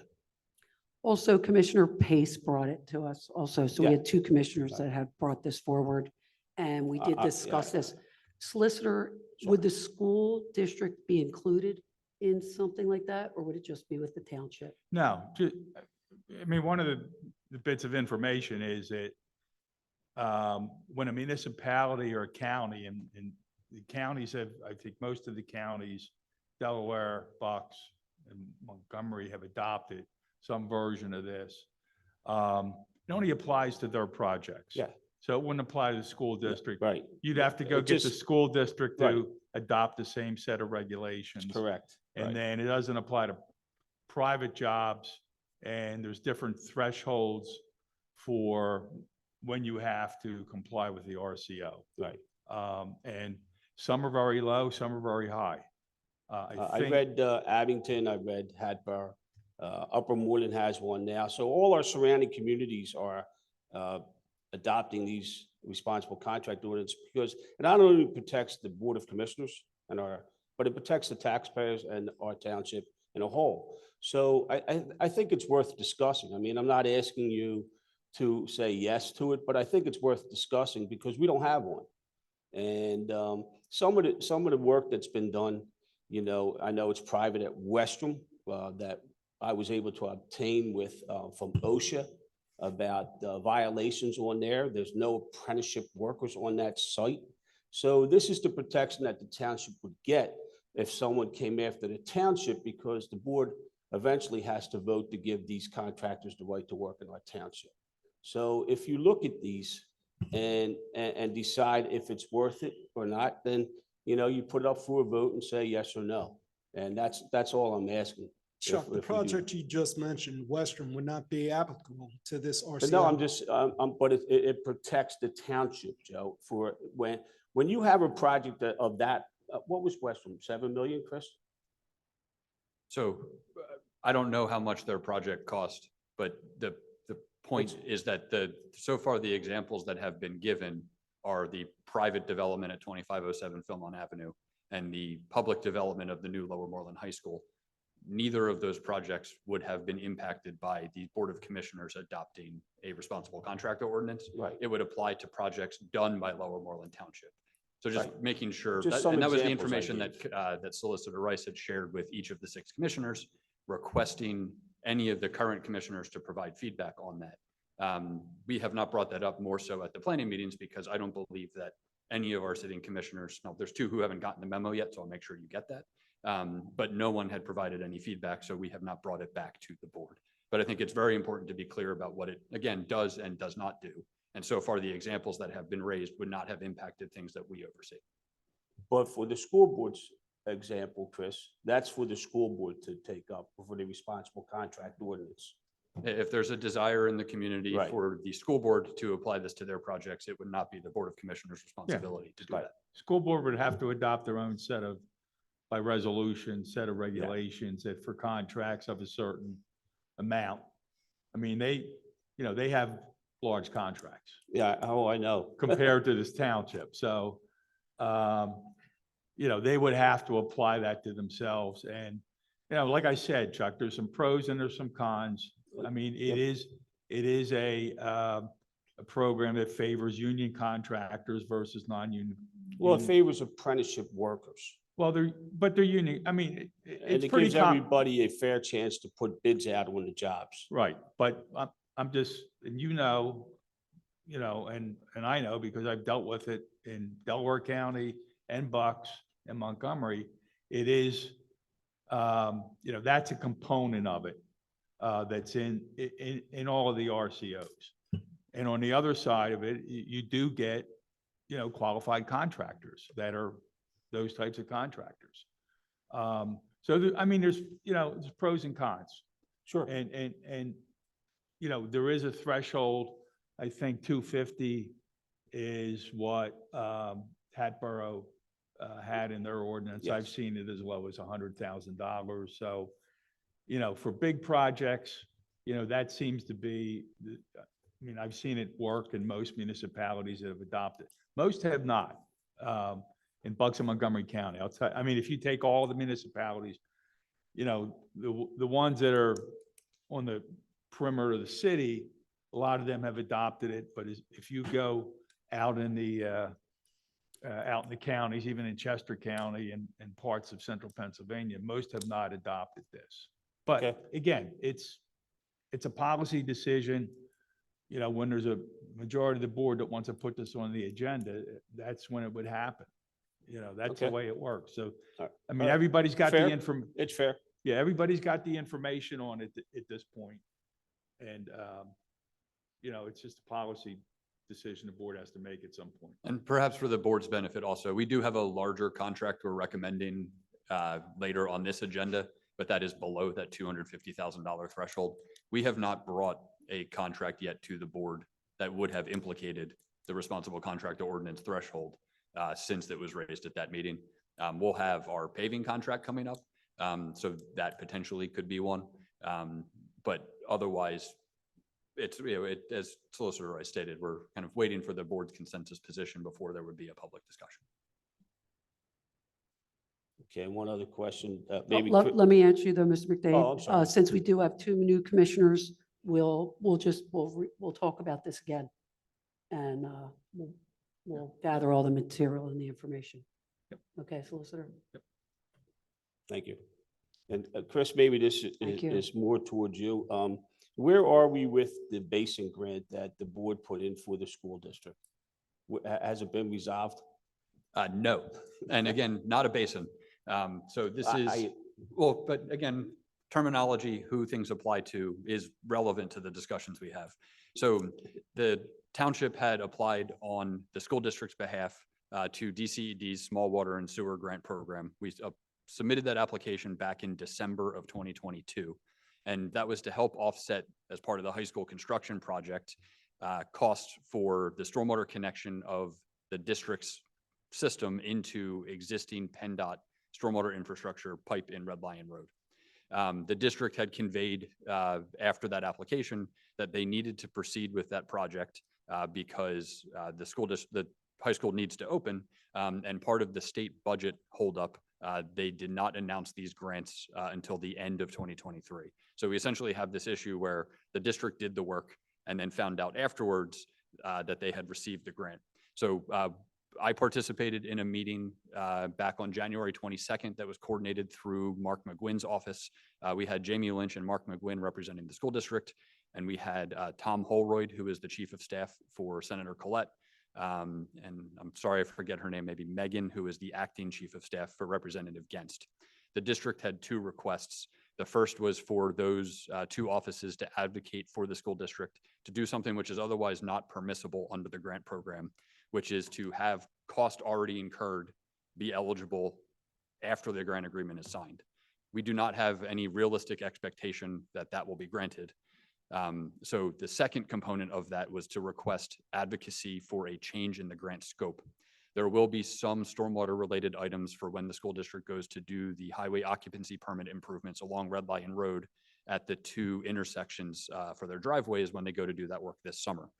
We received a note yesterday from the person at DCED overseeing this. It wasn't directly to us in response to that question, but it was general guidelines that was saying that generally they are not going to be approving changes of scope. So essentially, I think what we had was a very well-intentioned intergovernmental cooperation that was the township, the school district, and the state rep and the state senator's offices that unfortunately was held hostage amongst the state budget challenges, and that I don't know what the path is going to be to utilizing these grant funds. So a more complicated answer, Mark McGuinn sends an email now on a weekly basis to both of those offices and to date has not received a response. Thank you. Thank you, Manager Hoffman. And Mr. McDade, I'm sorry, that was on, the business manager did cover that at the last school board meeting and informed the school board of this meeting and what, with Senator Collette and Representative Gens with Manager Hoffman and he with regard to this matter, the grant. The school, with you and with the two representatives from the state. And, but he sort of said, he doesn't know where it's going to go or how we're going to use that money because they paid for it already. And you can't use a grant if you paid for it already for the basin work. And we were wondering where it was going to go. So you answered the question. We hope to find a use for it. I just don't know that there's a legal path to that. Okay, thank you. Thank you so much, Mr. McDade, for your comment. Anyone else in the room?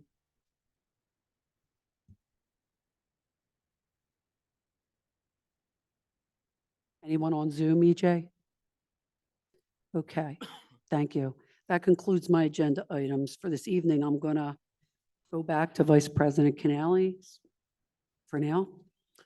Thank you, Commissioner Kurtz. I'd like to bring up Chief Scarrato for his report.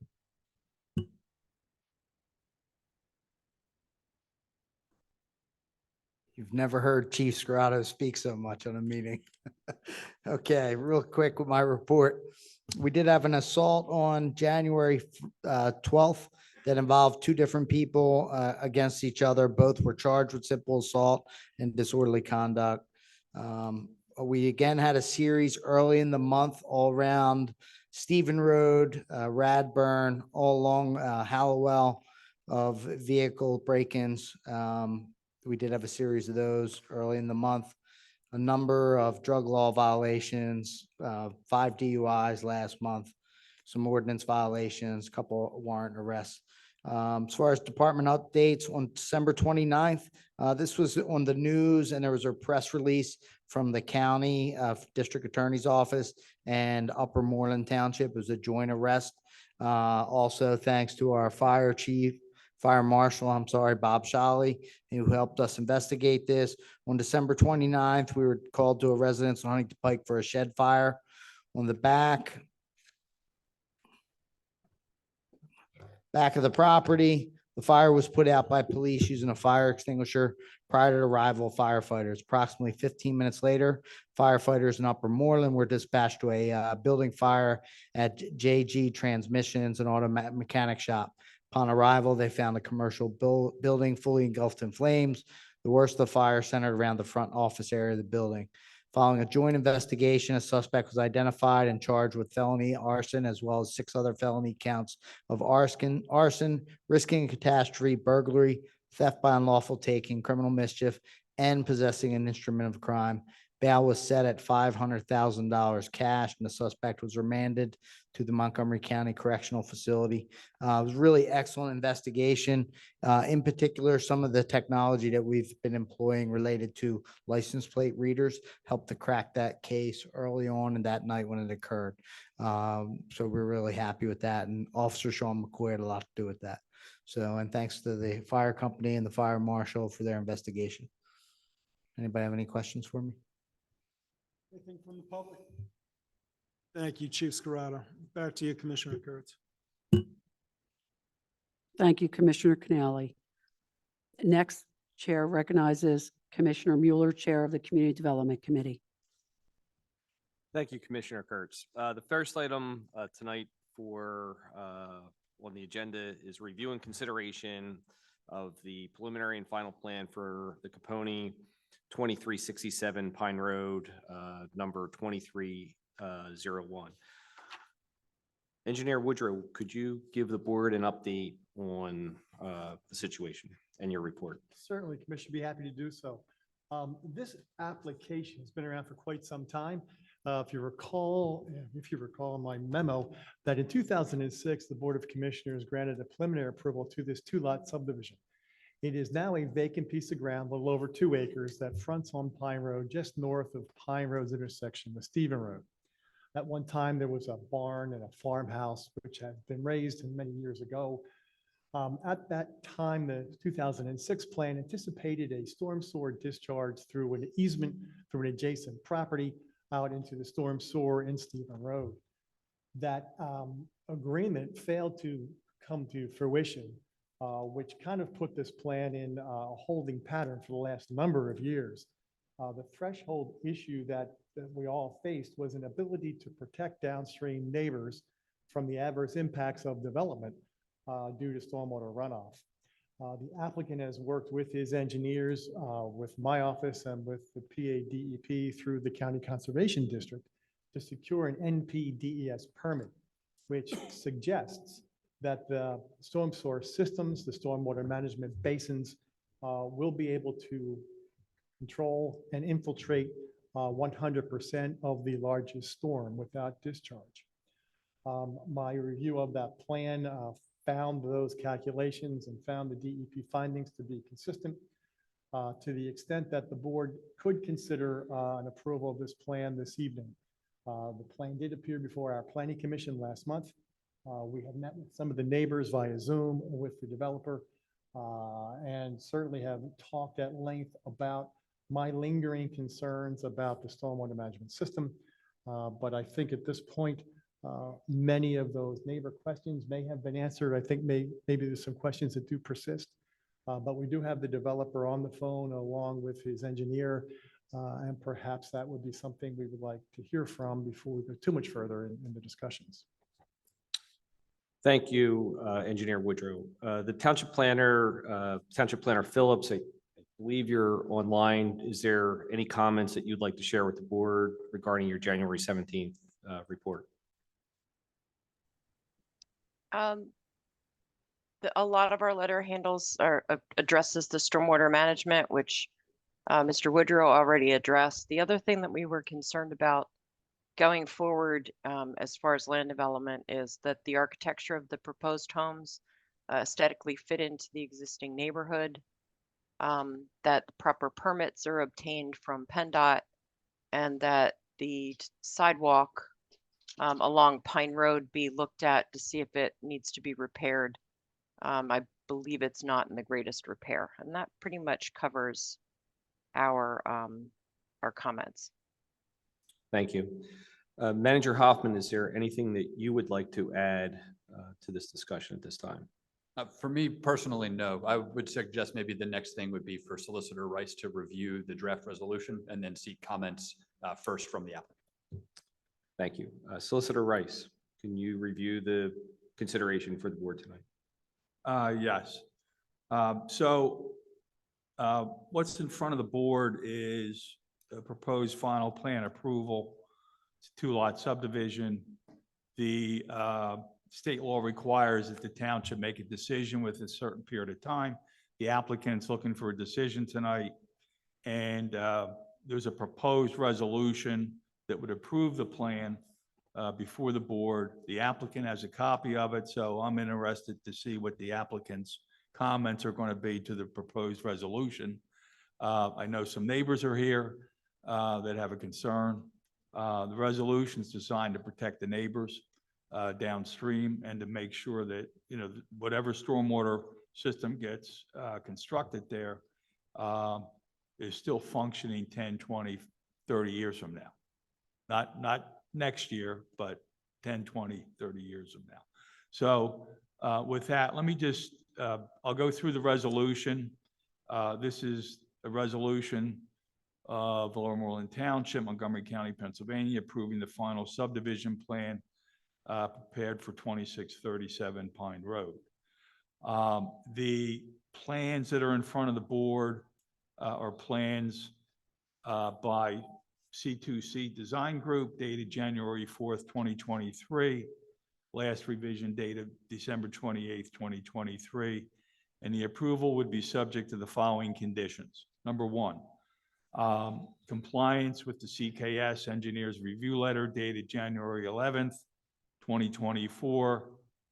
That is the township sanitary sewer engineer that looks at the sanitary sewer.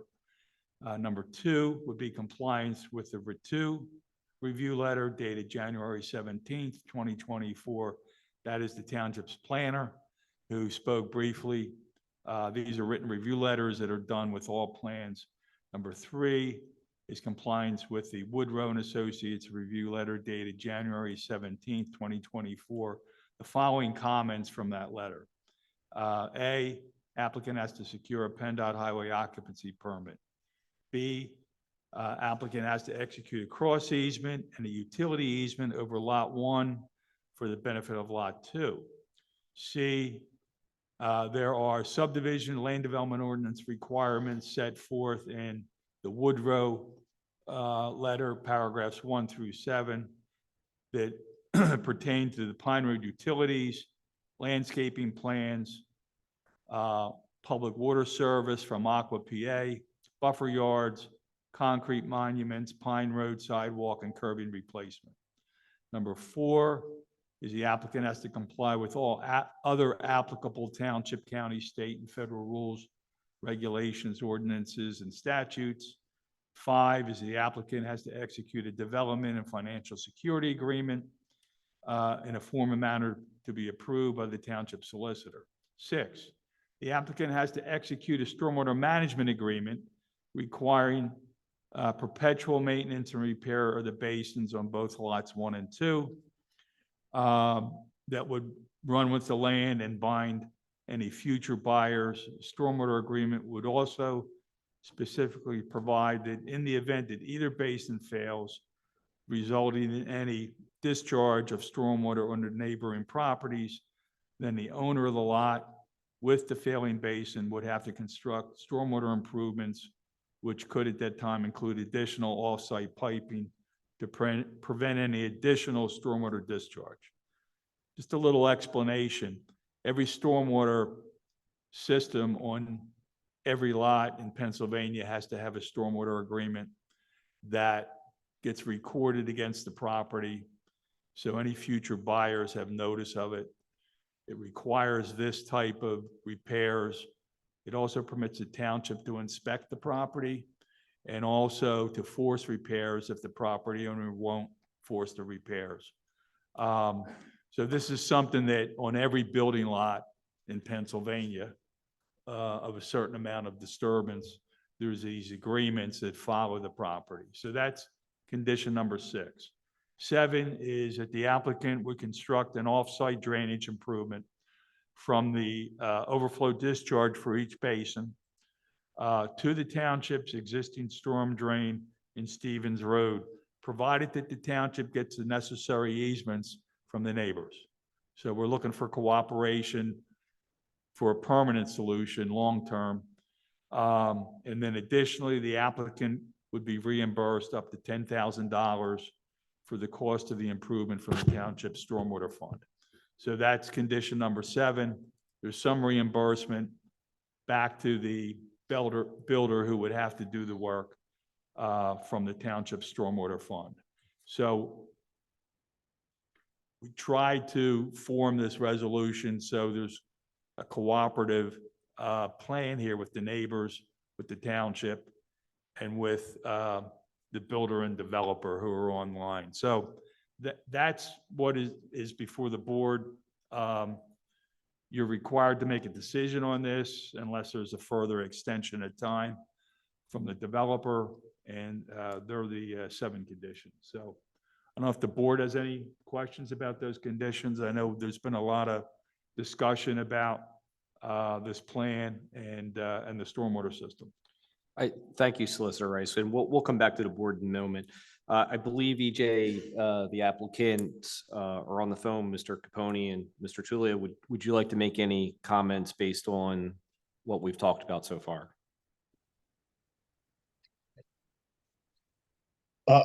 This is John Capone.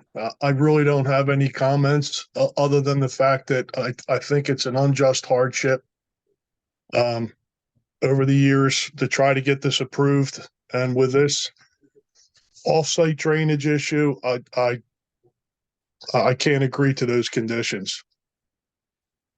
I agree. I'm fine with everything except number 7. And the part of the last sentence of number 6, which refers to including off-site piping. Okay, thank you for your comments. I'd like to invite the board for any comments.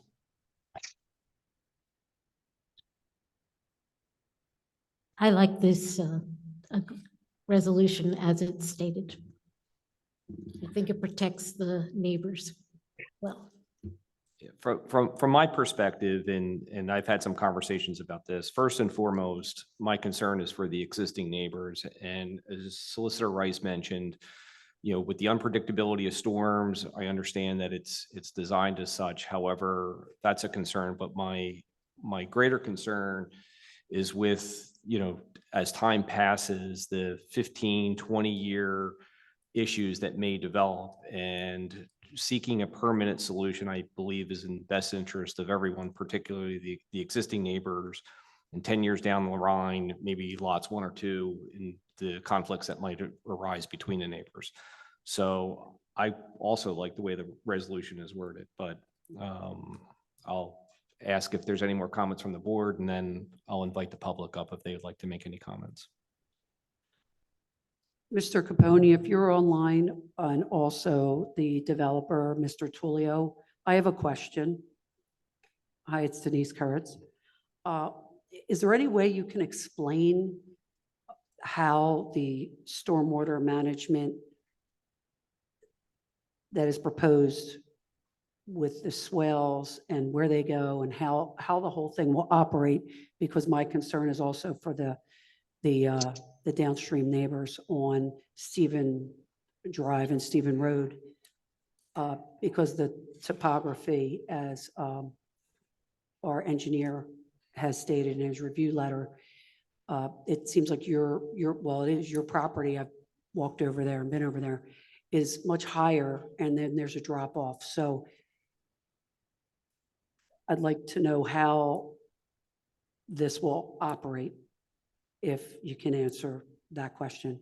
Well, I will, this is John Capone. I'd have to defer to my engineer who's on the line as well. Chuck, you still there?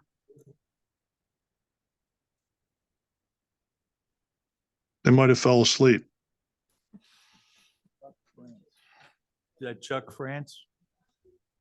Yeah, Chuck France. Can everyone hear me? Yeah, okay, go ahead, Chuck. Okay, sorry about that. Good evening, everyone. Yeah, I can answer that question. So the way the stormwater management system is designed is such that, and I don't know if you still have a plan up on the screen. However, the drainage is going to drain to the south of the 2 lots, and then there is a stormwater management facility which is designed to essentially retain the entirety of the 100-year design storm. So we like to refer to as a zero discharge, means that there's no discharge point. So typically when you see a stormwater management facility, there's an outlet structure of some kind and a discharge pipe. The design and the difference, I think, from what you're looking at now versus previous designs is that the total storage capacity of this system is such that the entirety of the 100-year storm is going to be kept on site and then infiltrated. So to give you an idea of what you're looking at on that plan, if everybody can kind of see how the contours sit, you can sort of understand the idea, or you can see where the bottom of the basin is located. There are 2 hatched areas that you see on the plan. One is on lot 1, one is on lot 2. Those would represent the bottom of the stormwater management facility. And those 2 areas have a perforated under drain that's located under those areas. So the idea is that the water will pond in the basin through natural infiltration through the bottom of the basin to infiltrate into the ground. And then there is also, and it doesn't show, it doesn't pop out in this, however, you can see 2 rectangles that are located immediately south of those hatched in areas. And I think they're referred to as underground infiltration facility units. Yes, those rectangular units in there. What those are those are underground, and for lack of a better term, they're plastic crates. So they have very minimal or very high void rates, so that there's additional underground storage in those facilities that will also promote infiltration.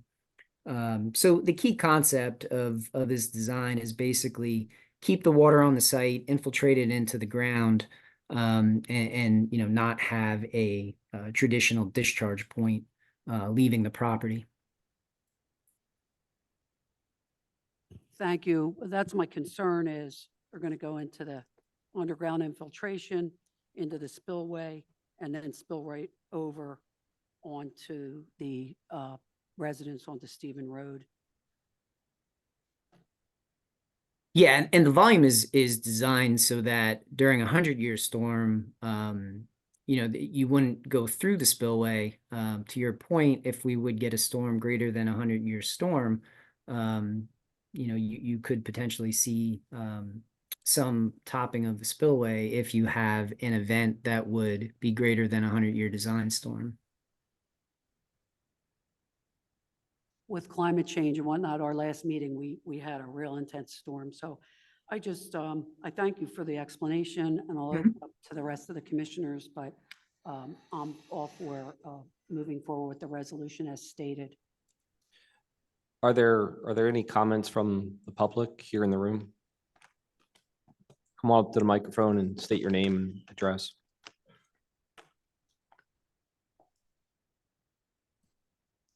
It's Robert Costello, 2323 Cordes Lane. I was on the Planning Commission 15 years ago when this proposal came before us. And if I recall, it was 4 houses. Since that time, I guess $300,000 of tax dollars has not been collected off this property if it was developed. There's been countless proposals before the township of projects that have been delayed for 1 or 2 specific reasons.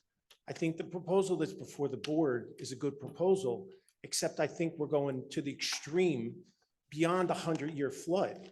I live in an area that's on a hill.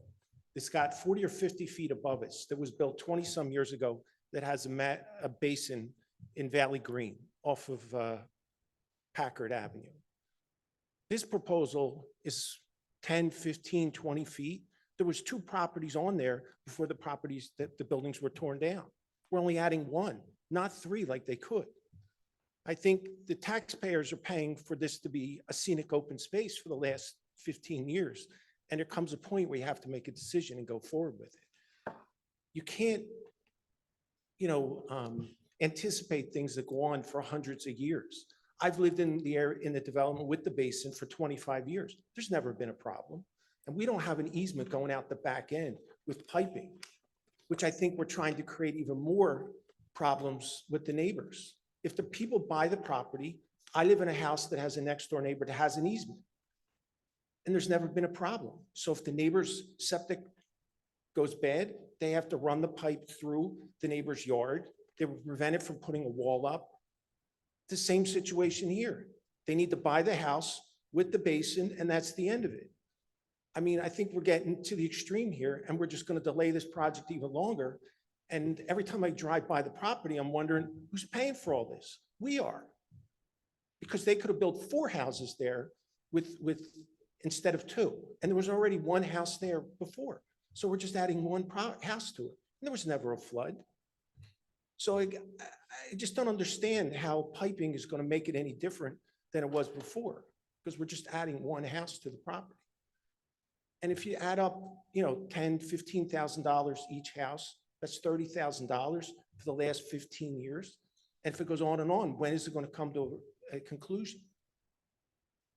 Thank you. Thank you for your comments.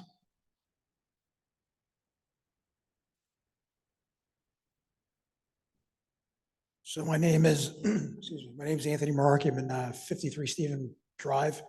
I'm the new owner. So I think the people you spoke to before were the Heilers, who I'm still in contact with.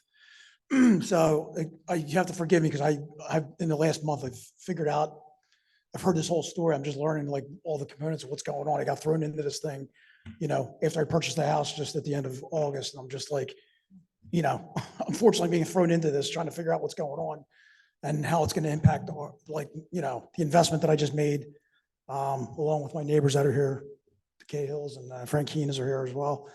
I guess ultimately, the concern is, listen, if it helps us and it positively impacts us, who's complaining about that, right? I'm not complaining. I don't think anybody else is going to complain about it, understanding that the engineers did their job. It's been reviewed multiple times. It seems to be passing the muster, the tests or whatever they're doing for it. That's not really the concern. The concern is moving forward now. It's been brought up a few times.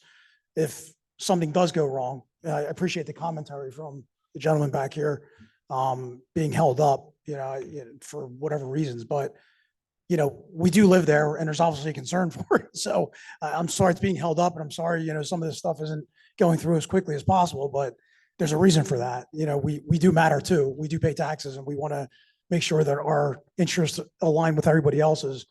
So I guess, the concern again is if things don't work, they're not being cleaned out properly, they're not being maintained, who's maintaining it? These are the basic things that, gives me a little bit of pause here to say, is this the right thing? I don't know. I mean, like I said, it sounds like it's being engineered properly. It sounds like it's going to work. Listen, my business is, I'm in commercial insurance business, and I assess risk all day long. I'm looking at worst case scenario moving forward. What happens in 5 years? The new people buy the houses, they don't maintain it. I know the township has the legal capacity or the financial capacity to impose levies or fines or something on it. But in the end, if they don't do it, somebody has to do it. Do I have to pay for it? Because somebody else decided to build it, I have to pay for, is the township taking care of that? These are things that have not been necessarily answered quite yet, that I don't think they've been anyway. And then even from the basic, the design of it, I've asked a couple people about like lateral infiltration. What happens is my ground going to continue to be wet? Because I'm literally right behind this thing. So if this thing is full, which is a big basin, I surmise this is about 18,000 gallons of water roughly-ish. I don't know. More than that. Okay, it's more than that. So, if this starts to, penetrate into the ground, does it go out laterally? Is it going to come towards my house? Is it going to be soggy there? Like, I have kids. I just had a newborn. I plan on having others. Like, I'd like to use my backyard to be able to have them play. That's why I moved into the area. So now nobody has answers for me as far as what does that lateral penetration look like with the water? Is it going to continue to be soggy? That's a lot of water to be soaking into the ground. I mean, something has to go this way. It may not all go down. From what I understand, there's like clay in the ground, like water has to go somewhere. Is it going to go into my property? Like, I don't have any answers to that. You know what I mean? So these are the things that concern me. And I know one of those resolution 7 or whatever it was to put the additional, like the emergency drain, I guess, is out to Stephen Drive. I'd be willing to talk about that. It sounds like the builders, and I appreciate their position. They've been sitting on this thing for a while, and they went through all these other, engineering to get the basins and all that stuff. I understand that, but again, we still have a concern. The concern is, again, nobody's answered the question. Is my ground going to continually be wet? That's an important piece. If that's the case, I can't use my backyard, and I just paid for 0.79 acres of property that I can't necessarily use also. I mean, So maybe I can help. So to your first question about, obligation to pay. So no, you would have no obligation to pay for any repairs, any damage that would be done to your property as a result of a failure of the adjacent property's basin. I think the agreement that Mr. Rice is referring to would obligate the homeowner first. Failure of the homeowner to effect the repair would allow the township to go in, spend our funds from our storm sewer improvement fund, make the repairs, fix the basin, and then lien the property, recovering those funds if the property is ever sold. When I was talking to you guys the other day about this concern, about the kind of the spread of this groundwater, the infiltration, John and I spoke, and we believe that we're addressing your concern by the imposition of this additional storm piping.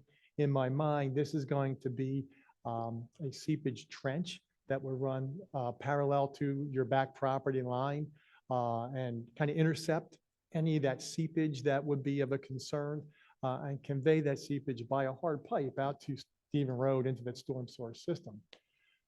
As we spoke on the phone the other day, I do think that at least initially, the impoundment of that stormwater runoff that currently flows into those backyards, your backyards, and Mr. Cahill's today, there will be a drastic improvement. As we spoke, the long-term concerns, I think, are the ones that you and I both feel we need to address more appropriately. And I believe that this infiltration system, the pipe that I am envisioning being constructed with these monies from the township to the benefit of the developer, will hit that issue for us. And I think the imposition of the stormwater operations and maintenance agreement, recording of that document against the properties does give us some protection in the long term for the failure of these basins. Thank you. So, yeah, I mean, listen, everybody's been fantastic. I appreciate the township like addressing our concerns. I'm new to this, so I'm a new face and you guys are like, who's this guy? But I appreciate you've all been very forthcoming with information and No, even, you're a new even neighbor. Chuck. Anthony, you're a new neighbor, so you're not. just some Yeah, I guy. know. I get it, but I'm just kind of new. I'm like kind of, asking a million questions here. I mean, obviously it's a new investment. That's why I'm concerned about it. And, Chuck and everybody else and Mike that's on the phone, they were willing to supply information. Obviously, it's a lot of engineering stuff. I mean, although I do have a background in engineering, I don't necessarily know what it all means. But, again, the commentary, I did talk to the Conservation District today, actually, the engineer. So that was, helpful as far as wrapping my head around all this. That's a good point. You were able to speak to Gary Culp out at the Conservation District? That is correct, yeah. Yeah. Was he able to give you some kind of Yeah, background? he did. The most information I've been able to retrieve all in one time, he gave it to me. Beautiful. So it was a great conversation. Glad that was helpful. Okay, thank you for your comments. Are there any other comments from the public?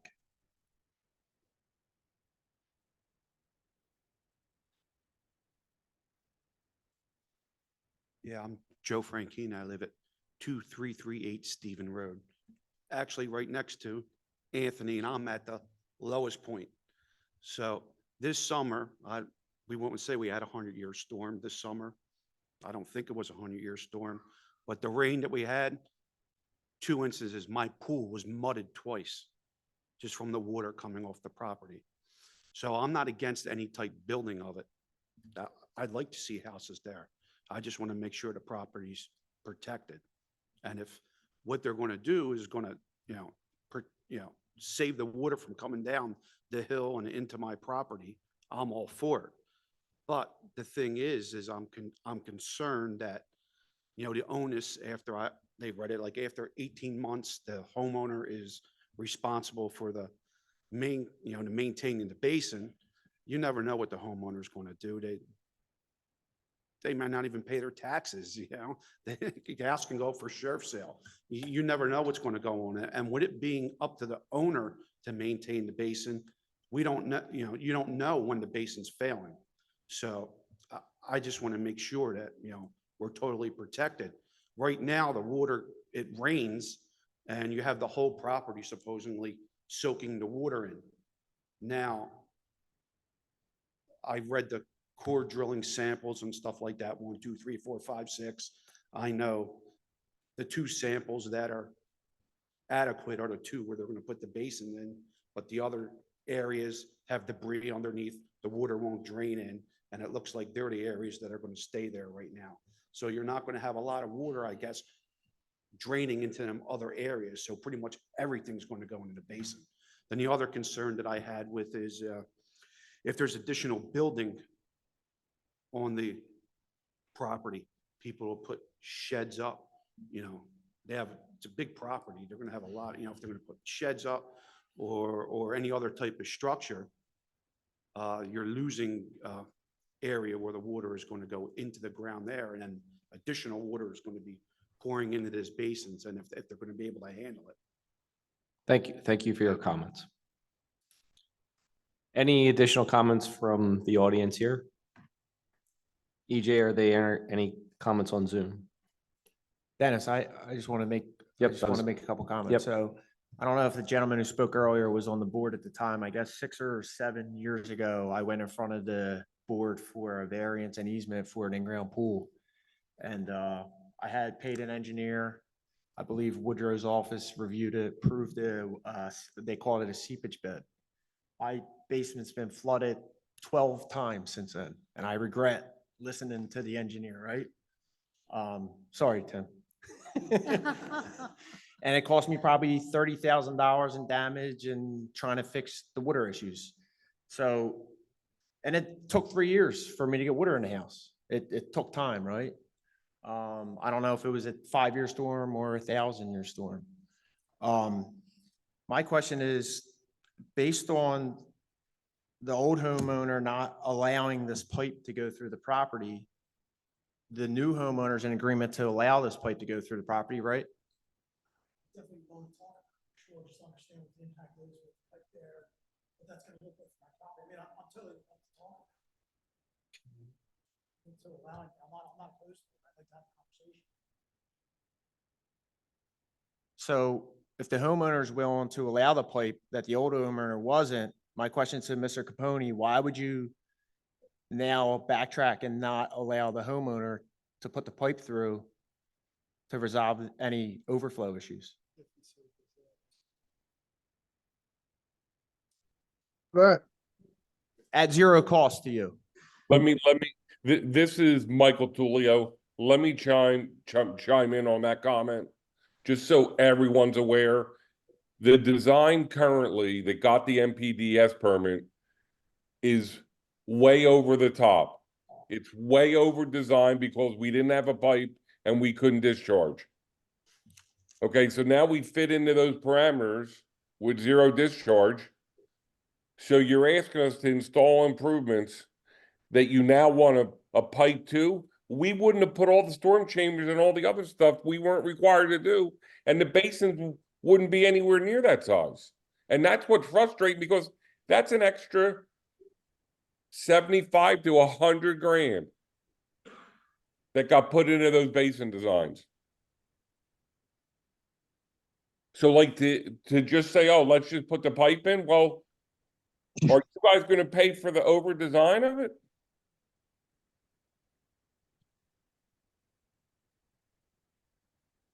The pipe's in addition to the basins that are designed, correct? So the basins are getting put in regardless. The pipe is just an additional item being done at no cost to you and an extra insurance to the homeowners below you.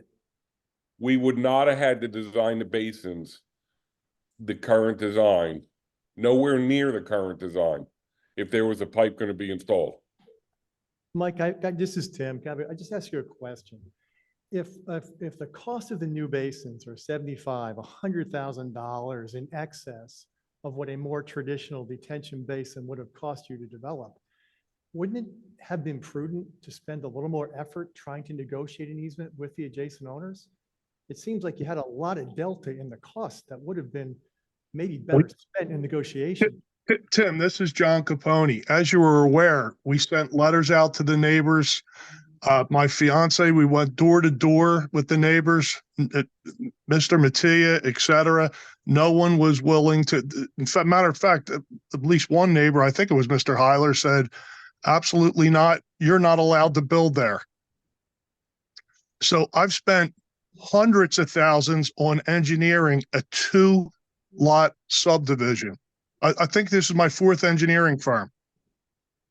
So unless I'm mistaken, that parcel, the home that used to be on that parcel was built, I don't know, possibly in the 1800s. All the other houses surrounding it were built maybe at best at the 1960s, something like that. The natural flow of water has always been where it is right now. Would you agree or would you disagree with me? And two of the neighbors are stating that, you know, during the 100-year flood or a bad rain, whatever have you, that their yards are wet, they're sopping wet, and we're trying to improve that. So although neither myself nor Mr. Tullio nor Mr. France, the engineer, has answers to every possible supposition, you know, we believe that we're in compliance with what's necessary there. It's, You can't, I don't believe that every single homeowner that's has a simple subdivision is required to have piping, an easement for piping, off-site piping. I don't believe that. I'd like somebody to show me all the properties in Lower Moreland that have that. And Tim, I just want to address your comment about the basins. This is like an onion. When you design it and it gets kickback and comments, you're halfway through it. John tried with that guy. I tried with the guy. I sent you the correspondence. I hear you, but at the end, we're at the end, and it's like to go back. It's just so we completely over-designed this thing, and now we just want to put a pipe in, which is beyond frustrating. And with one other thing, in the event of 100-year flood or worse, and the township system fails, what happens then? Who's responsible for that? Because the township system will fail, especially with all the other homes being built all over the place there. Oh, the issue though is you're uphill from these residents and. Always have been uphill. Not changing anything like that. We're trying to improve it. And you're building up the hill from them, and the water currently flows in that direction, and you're going to concentrate it in the basins, and it's going to discharge out of the overflow from the basins if we have substantial storms. So this is a long-term solution. It's a minimal amount of disruption to your plans, and it's a condition. And if you don't like the condition, you have, an alternative. But you are concentrating the flow into those two basins, which is and discharging it. It's not going out into the street or into a creek. It's going into two or three private property owners. Which is where it's going now, correct? So, my recommendation, I understand Mr. Capone disagrees, but my recommendation is the board should adopt the resolution with the conditions as is. And hopefully the neighbors will cooperate, because I think. What if they don't? What if they don't, Tim? Well, then you won't have to put the pipe in if they don't. When am I going to get that answer? Soon as a motion is made to approve this resolution and everybody gets out on the site with Mr. Woodrow and looks at where this would go. But this is the ball's in your court too, because you're looking for the help. Board's trying to give you the help. It can't, it'll be done, and it's a long-term solution beyond what is proposed at this point. Thank you, Solicitor Rice. I think in the interest in moving this forward now, we've heard from everybody. I think that the resolution has the best interest of all parties involved for a long-term solution. I understand that there's still some disagreement, but I'd like to make a motion to approve the resolution as proposed by Solicitor Rice and to move forward. So the motion is to approve the resolution as proposed. Second. Okay, Commissioners, the motion was moved and seconded. It's resolution number 2424, approving the final subdivision plan prepared for 2637 Pine Road with conditions as described by Solicitor Rice. All those in favor, please signify by saying aye. Aye. Any opposed? The ayes have it. The motion's passed. Thank you. The second item on my list is to review the sketch plan for 2895 Pine Road, LLC, number 2304. And just for the board and the public, this was an opportunity for feedback and questions. No vote will be necessary tonight, but the applicant's here, I wanted to invite the applicant up if they would like to make any comments. So Commissioner, I do not believe that the applicant is actually here this evening. We don't see them on Zoom. That is the building design concept. We will follow up with them in the morning to see where they were and when they would like to reschedule. Okay. Engineer Woodrow, would you like to make any comments? much snow. I know this application did appear before our planning commission last month. There was some discussion about I guess, the interaction of the redevelopment of this parcel with our new traffic circle. There was certainly some Roundabout, Tim. Excuse me, roundabout, roundabout, pedestrian connections, aesthetic. There was some concern about the number of parking spaces available on the site relative to the proposed uses for the property. And I guess we were expecting that the developer applicant would have some answers for us this evening during their presentation. Okay. Thank you, Engineer Woodrow. Any additional comments from the Township Planner Phillips on the line? No, we had the same concerns about how the use is being defined so that we could determine whether or not there's adequate parking and how the site will interact with the traffic with the roundabout. And we would like to see the applicant, as they move forward, start conversations with PennDOT. Okay, thank you. Any questions from the board or comments? Any questions from the public? Any questions, EJ, for Zoom? All right, that concludes that item. The third item is review and consideration of escrow release for Westrom 2507 Philmont Avenue, number 1903. The consideration is in the amount of $100,003.75 for release. Engineer Woodrow, would you like to give us an update on this consideration? Certainly, Commissioner. So yes, this release deals with some of the required site improvements that have now been completed, mostly the landscaping work that is done. There will remain a balance of $50,000 in the escrow account. That is held to assure that the applicant finalizes their notice of termination of their NPDES permit and the final notification from FEMA with regard to the floodplain letter of map revision. Everything else appears to be in order, and I recommend that the board authorize this release. Thank you. Any comments from the board? Any comments from the public? Please come up and state your name and address.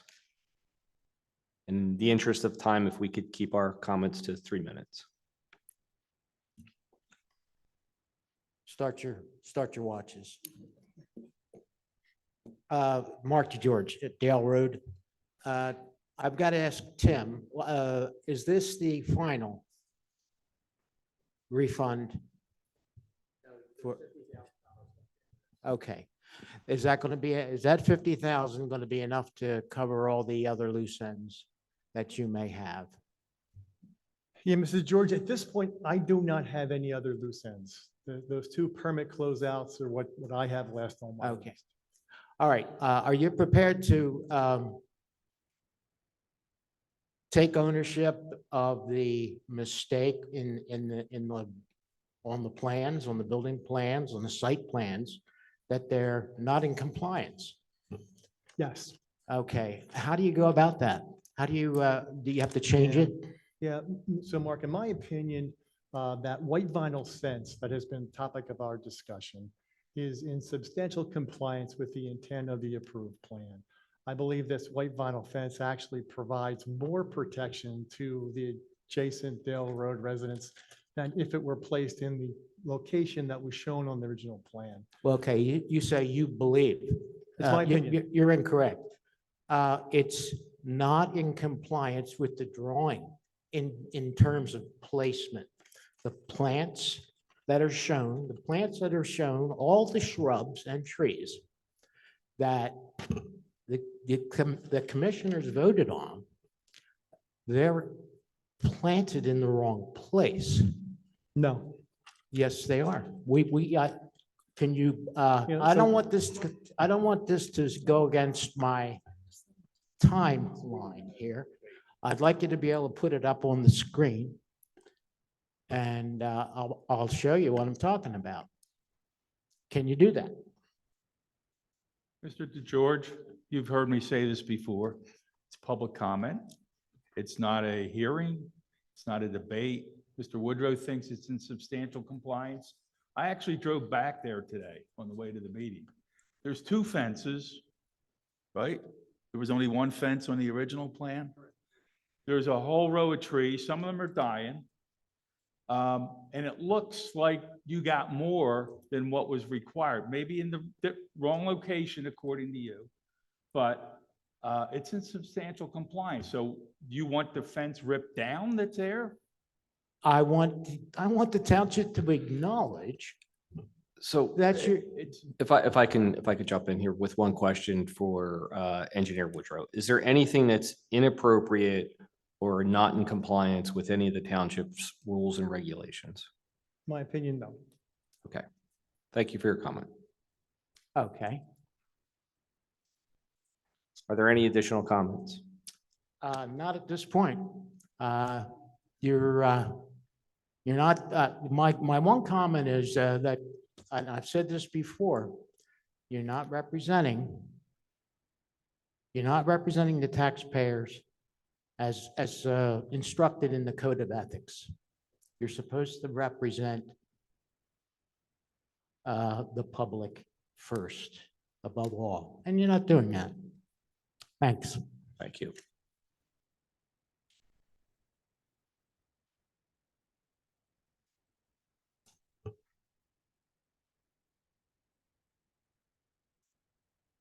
There it goes. Chuck McDade, 2472 Dale Road. Tim, you remember this, right? This is a blow-up copy that you gave me of the final plan that only 2 members of the board voted on. Okay, the rest of the commissioners, it's not fair to say that, you know about it, you know about some of the issues that we've had on Dale Road, okay? This is the final plan that the board voted on. And the highlight yellow marking here is the white final fence. And behind that white final fence is the railroad tracks and the people of Dale Road. All these trees were supposed to be planted there with ground cover. And the idea was that Western said that they would grow to these type of trees anywhere from 45 to 60 foot for coverage for the people on Dale Road. Privacy, okay? That's the final plan that this board voted on. They changed that plan, and not once did they come to that board and ask for that plan to be changed. They came to the zoning board when they wanted 2 signs put up. They had a hearing. Myself and Mr. George were at them hearings. We opposed the 2 signs because the other businesses along Philmont Avenue under the ordinance was allowed 1 sign. So this township looked away when there was problems on this property. And what was promised to the people on Dale Road was this, and that's not what we received. This came from you, Tim, to me, okay? And this is what we agreed on. This is what the board voted on, and it didn't happen. So I'm asking you, this board here, to reject giving them $100,000 until they comply with the final plan that the board voted on. I'm asking this board to have Western come here and explain why they didn't follow their final plan. I have the entire sketch that was given to me right here. The entire sketch, the elevation, everything right here, okay? And if anybody, I'm sure most of the guys, I don't know if the new board members received this. I don't know, Dennis, if you received this or not, but this is the final plan blown up. This is it. We had to argue for trees to be put back there. And there was a contractor from, I believe it was up northern end of, help me out here, Chris. 1430 County Line Road. Thank you. That donated, I think, 15 trees, correct? And then we were able to get with a meeting with Chris Hoffman and Tim here, an additional 26 trees, correct? Yes. Planted behind the fence, still not enough, but their coverage here was enough. Okay, and they were going to add more when the residents came and complained about it. And then that stockpile fence came at the end of the EP Henry wall. And then they put all the growth in front of that white picket fence, and the white picket fence went up. How, in your opinion, you can say that that's benefiting us? It doesn't benefit us, because them trees that they planted in front, John, that you witnessed today should be behind that white picket fence, according to this drawing here. Yeah, Chuck, the white picket fence or the white vinyl fence on the plan Vinyl you're fence. holding is at the top of the EP Henry wall. So the plant material is in the right location. No, it's at the top of the berm. It's not at the top of the EP Henry wall. The top of the The- EP Henry wall is the height of the EP Henry wall, according to that night when they were telling us. But- That stockpile fence wasn't supposed to be installed there, okay? That white picket fence was supposed to go up at that top of that wall, and then the evergreens and stuff were supposed to be behind that white picket fence. It's stated right here on the final drawing. I'm not making this up. And they didn't come in front of the board to ask for these changes. So I'm asking the board to withhold the escrow until you get a final explanation from Westrom and the developers on this site. That's all I'm asking. That's all we're asking.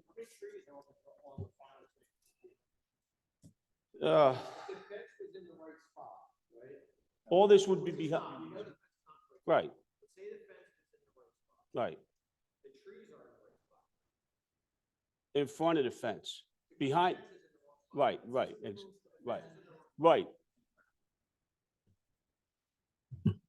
So my question was, the fence, we acknowledge the fence is in the wrong spot. Should have been on top of the block wall, and then the stockade picket fence should have been up higher, Yeah. trees between the two. Yeah. But they flip-flopped the fences. The vinyl fence should have been lower. It's higher now. There's only one fence in the plan, okay? I got you. The Right. fence that's above the block wall is for safety, but it's not on the plans. But the trees are in the right spot. The fence is not. Yeah. Well, How many? you can make that argument. That's. I'm not making an argument, No, I'm that's asking a question. that's a fair statement that you said there. But if the white plastic vinyl fence was where the stock guide, Then the trees would then be the behind trees it. would be behind. So it. are there any trees behind the white fence They today? are, but. Because they they're- staggered them, right? Yeah, well, they staggered them wrong, Joe, okay, when we were back there, in my opinion, okay, just from my opinion. They put extra trees back there, the ones that we were able to agree on, and one from the contractor, but it doesn't cover the entire building. These trees, at the time of the final planning, they told us that they would spread out to a 20-foot to 30-foot length and 60-foot high. So are there a quantity of trees on the drawings? Are they fully mature trees 15 years from now? That's correct, Joe. So yes, so the plant material that was shown on that plan you're holding, Chuck, is installed. And that plant material will grow over time. The difference being, again, the white vinyl fence is not at the top of the EP Henry retaining wall. It's up further on the slope behind the trees. And so in addition then to the required landscaping that appeared on the plan was the additional 26 arborvitaes that were between the railroad track and the white vinyl fence, in addition to the additional arborvitaes we got from County Line Road. So there's more material on site today than was otherwise. And if it would be helpful for the board's context, we've been building to this escrow release for a long time. Their last request for release was in June of 23. So in preparation for this, the 6 commissioners who were on the board last year, we had distributed a memo from Tim's office, and then I spoke with all 6 commissioners individually. And what is on site today is the consensus of what the 6 commissioners had shared with me. We then talked about this in our prep meeting. So that pulled in Commissioner Mueller, and then Commissioner Blanton and I had shared the memo that Tim had sent earlier today. So obviously understanding that's not a lot of time to be able to review that. But what Tim has been able to provide as the feedback to Westrom was the consensus position of the board. And now we are at that kind of formal step that by releasing this escrow, we're acknowledging that, yes, no one is arguing that it is different on site than what is shown on the plan. But the part that we're struggling to understand is that the locations that they are in is in conformance with the township's ordinances, and therefore did not require coming back to the board, even though I understand the desire for that to have been the case. These were kind of site changes that were made that were viewed as acceptable, shared with the board, and the feedback from the consensus position was that the locations of the fences, the wooden fence that's at the top of the wall, then the white vinyl fence, And the third fence that is on the SEPTA property, what they have done to this point is acceptable. So that is why we are recommending this release tonight. And then holding back that final $50,000 for those two major threshold items, which are closing out the stormwater permit, that's that notice of termination, and then confirming with FEMA, getting that final letter of map revision so that the kind of the biggest administrative hurdles are then checked. And then at that point, that would be the final impetus for them to request that $50,000 that's held. And then at that point, we would transition to an 18-month maintenance bond to address things like the landscaping so that if there is anything that's dead, there are funds to be able to replace that. So overall, the landscaping plan can grow in the locations that they are planted, can grow above these fences, and ultimately mature into what that plan generally foresaw.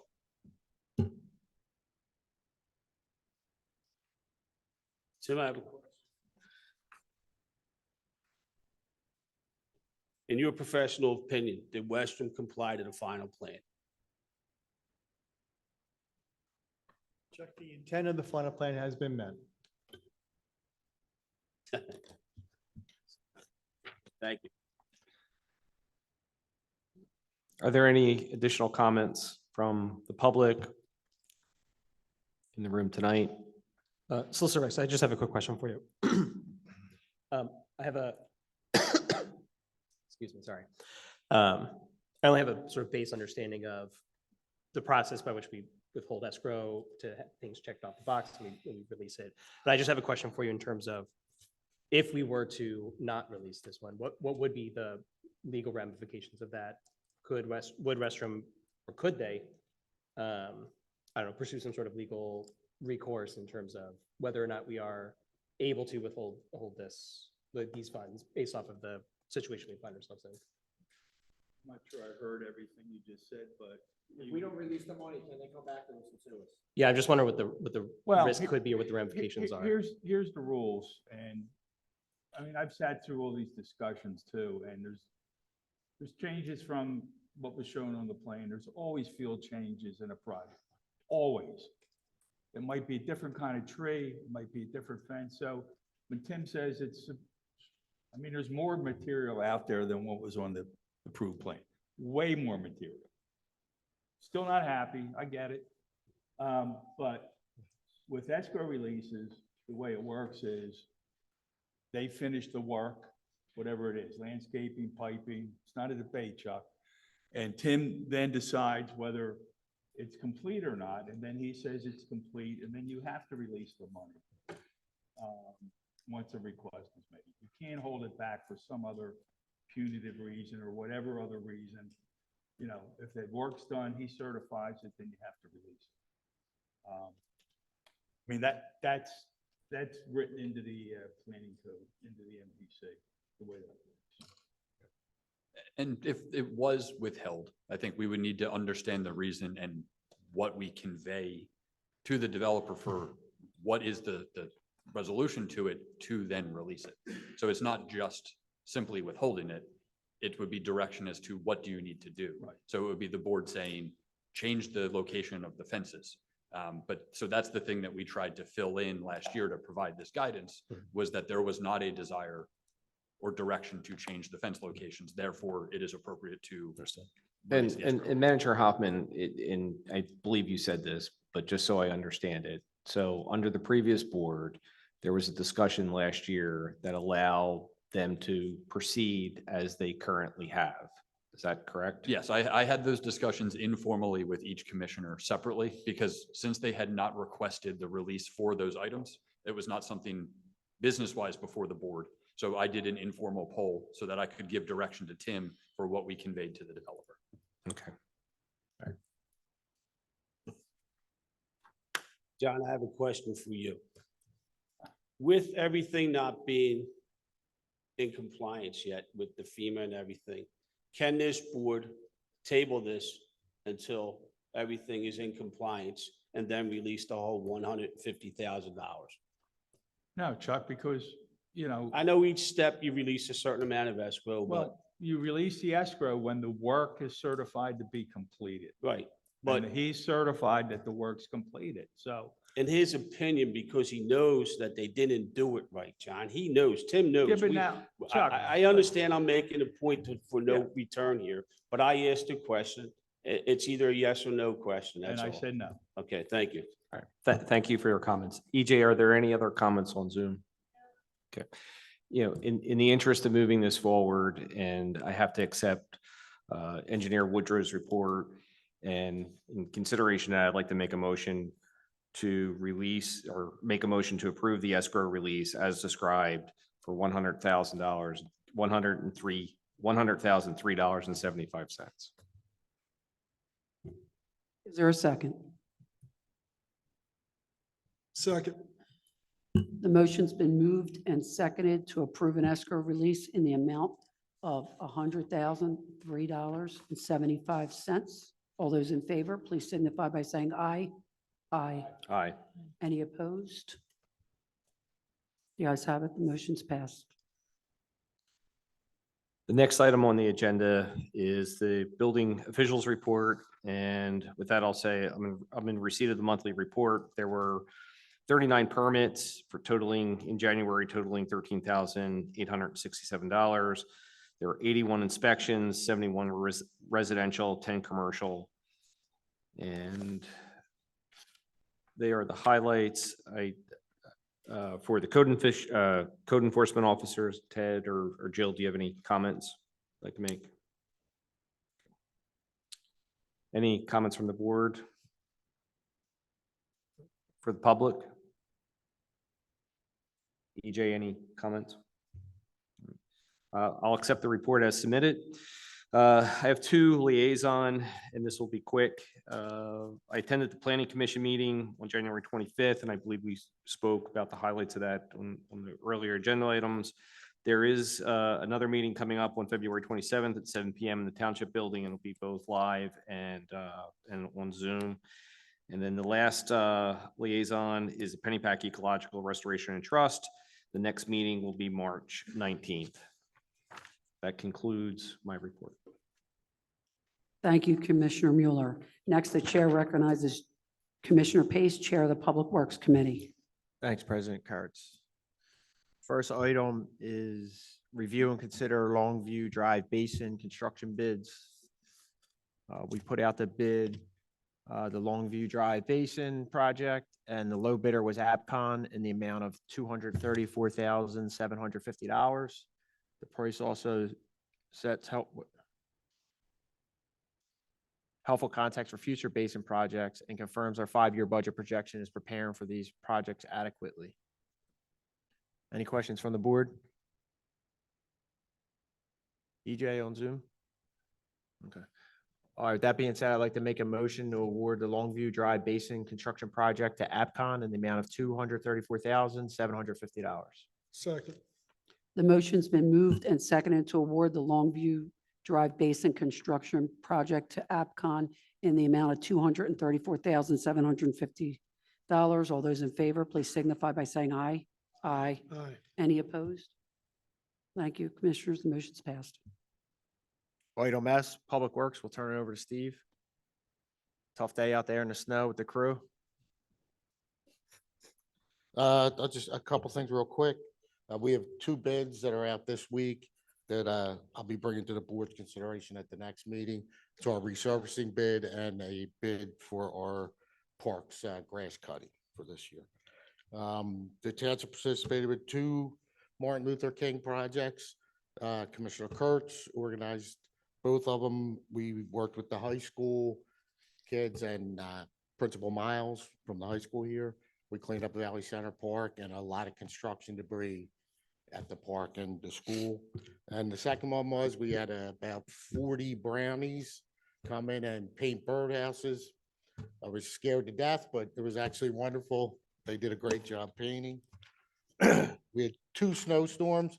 After 2 years of no snow, we had 2 in 1 week. Thank Commissioner Mueller. He dropped off a couple pizzas for the guys. So that was much appreciated. Thank you. That's about it, unless anyone has any questions on the rest of my You report. mentioned the mowing bid going out. I know in the past I asked, is there a way that we can kind of talk to the school district and see if Independence can give us a better deal and kind of package it up where the township uses them and the I'll school make sure district. that I send the bid specs will go out to Independence, so yeah. Maybe we we'll can try that. consider a discount at getting all of it. Just a question. Absolutely. That's all I have. Steve, I want to thank you and the entire Public Works Department for making those various bird boxes, bat boxes, and duck boxes, and your time. You started out probably 8 o'clock in the morning, and that night we had a major snowstorm, and you probably didn't sleep for a day. So I really want to, thank you and acknowledge that. Thank you, I all the appreciate time you give. No problem. Thank you. Ditto. We had a great day. Thanks, Steve. Thanks, Steve.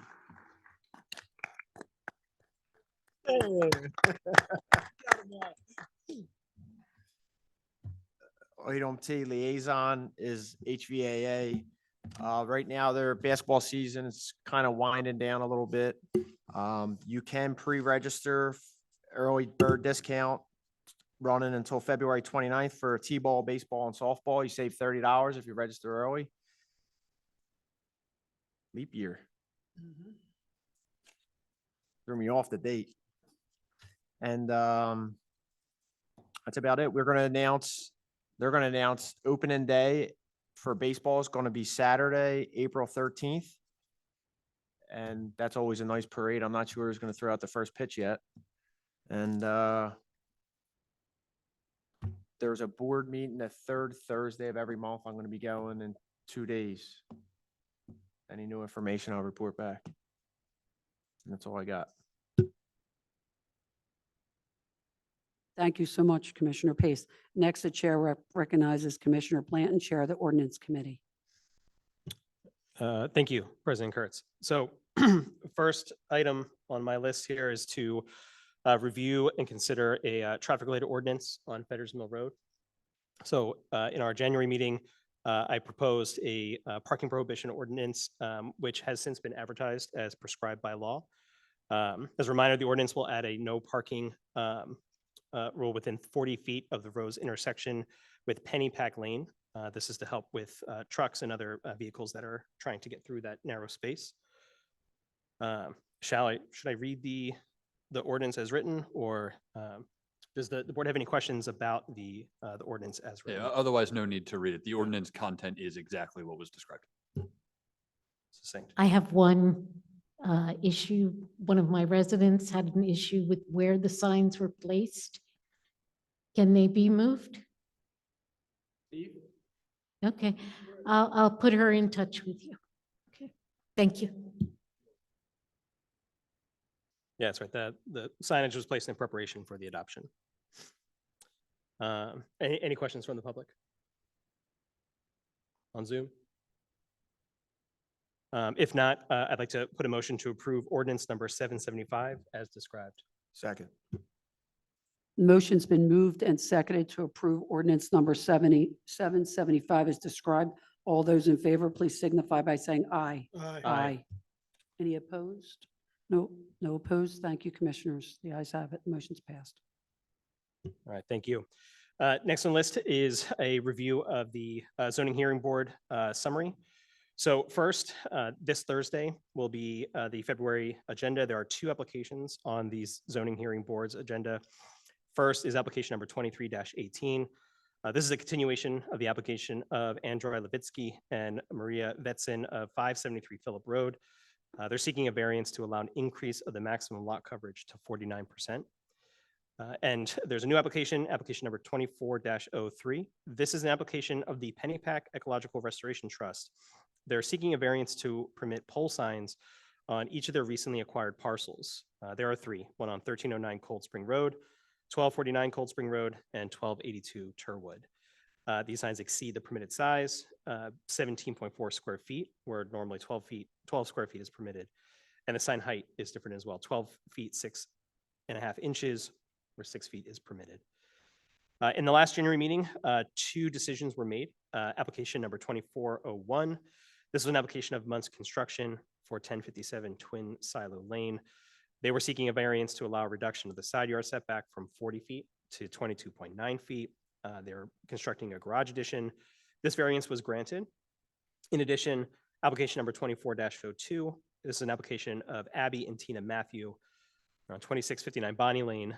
They sought variances to permit a 6-foot front yard fence height where 4 feet is permitted and to permit the fence to not be 50% open. Both variants were also granted.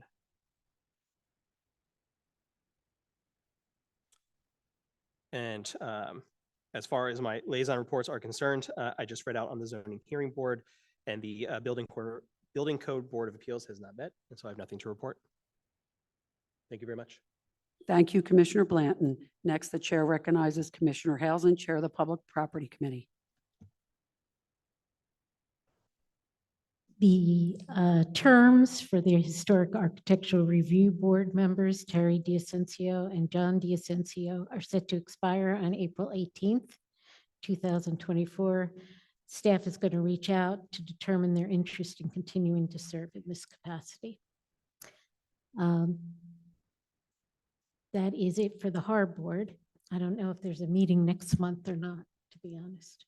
Right now, I don't think there is one scheduled, right? Correct. We don't have any current applications. Okay. And we have the sewer department report. You guys can see it. Beth Air Station had an average monthly flow of 43.7 million gallons. Chapel Hill doesn't work that way, so they don't have it. And all the other stations are working as required, with no change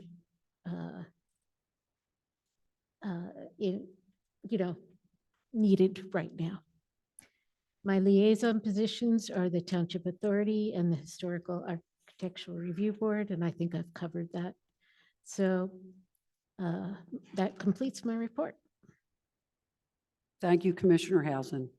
Before we move to public comment, there was so much excitement with the police. And again, Chief, thank you, and Lieutenant for doing a great job with our police department. I just want to mention that the Board of Commissioners did meet in executive session with our solicitor prior to this evening's meeting to discuss a legal matter. And I'd rather mention this twice instead of, I'm not sure if I mentioned it because seeing all the police and all the activity. So thank you again. Appreciate it. Now we'll open up for participation on non-agenda items. Would anyone like to address the board in the room? Sure.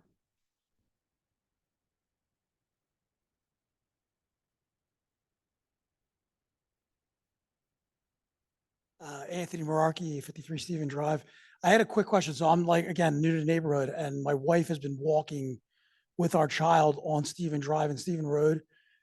I think this may have come up before, but cars are speeding excessively down that street, and they're not stopping at the stop sign at the top. If you're going down Pine Road and you turn from on the Stephen Road from Pine Road or from Red Line Road, there's a stop sign there. People are blowing right through it.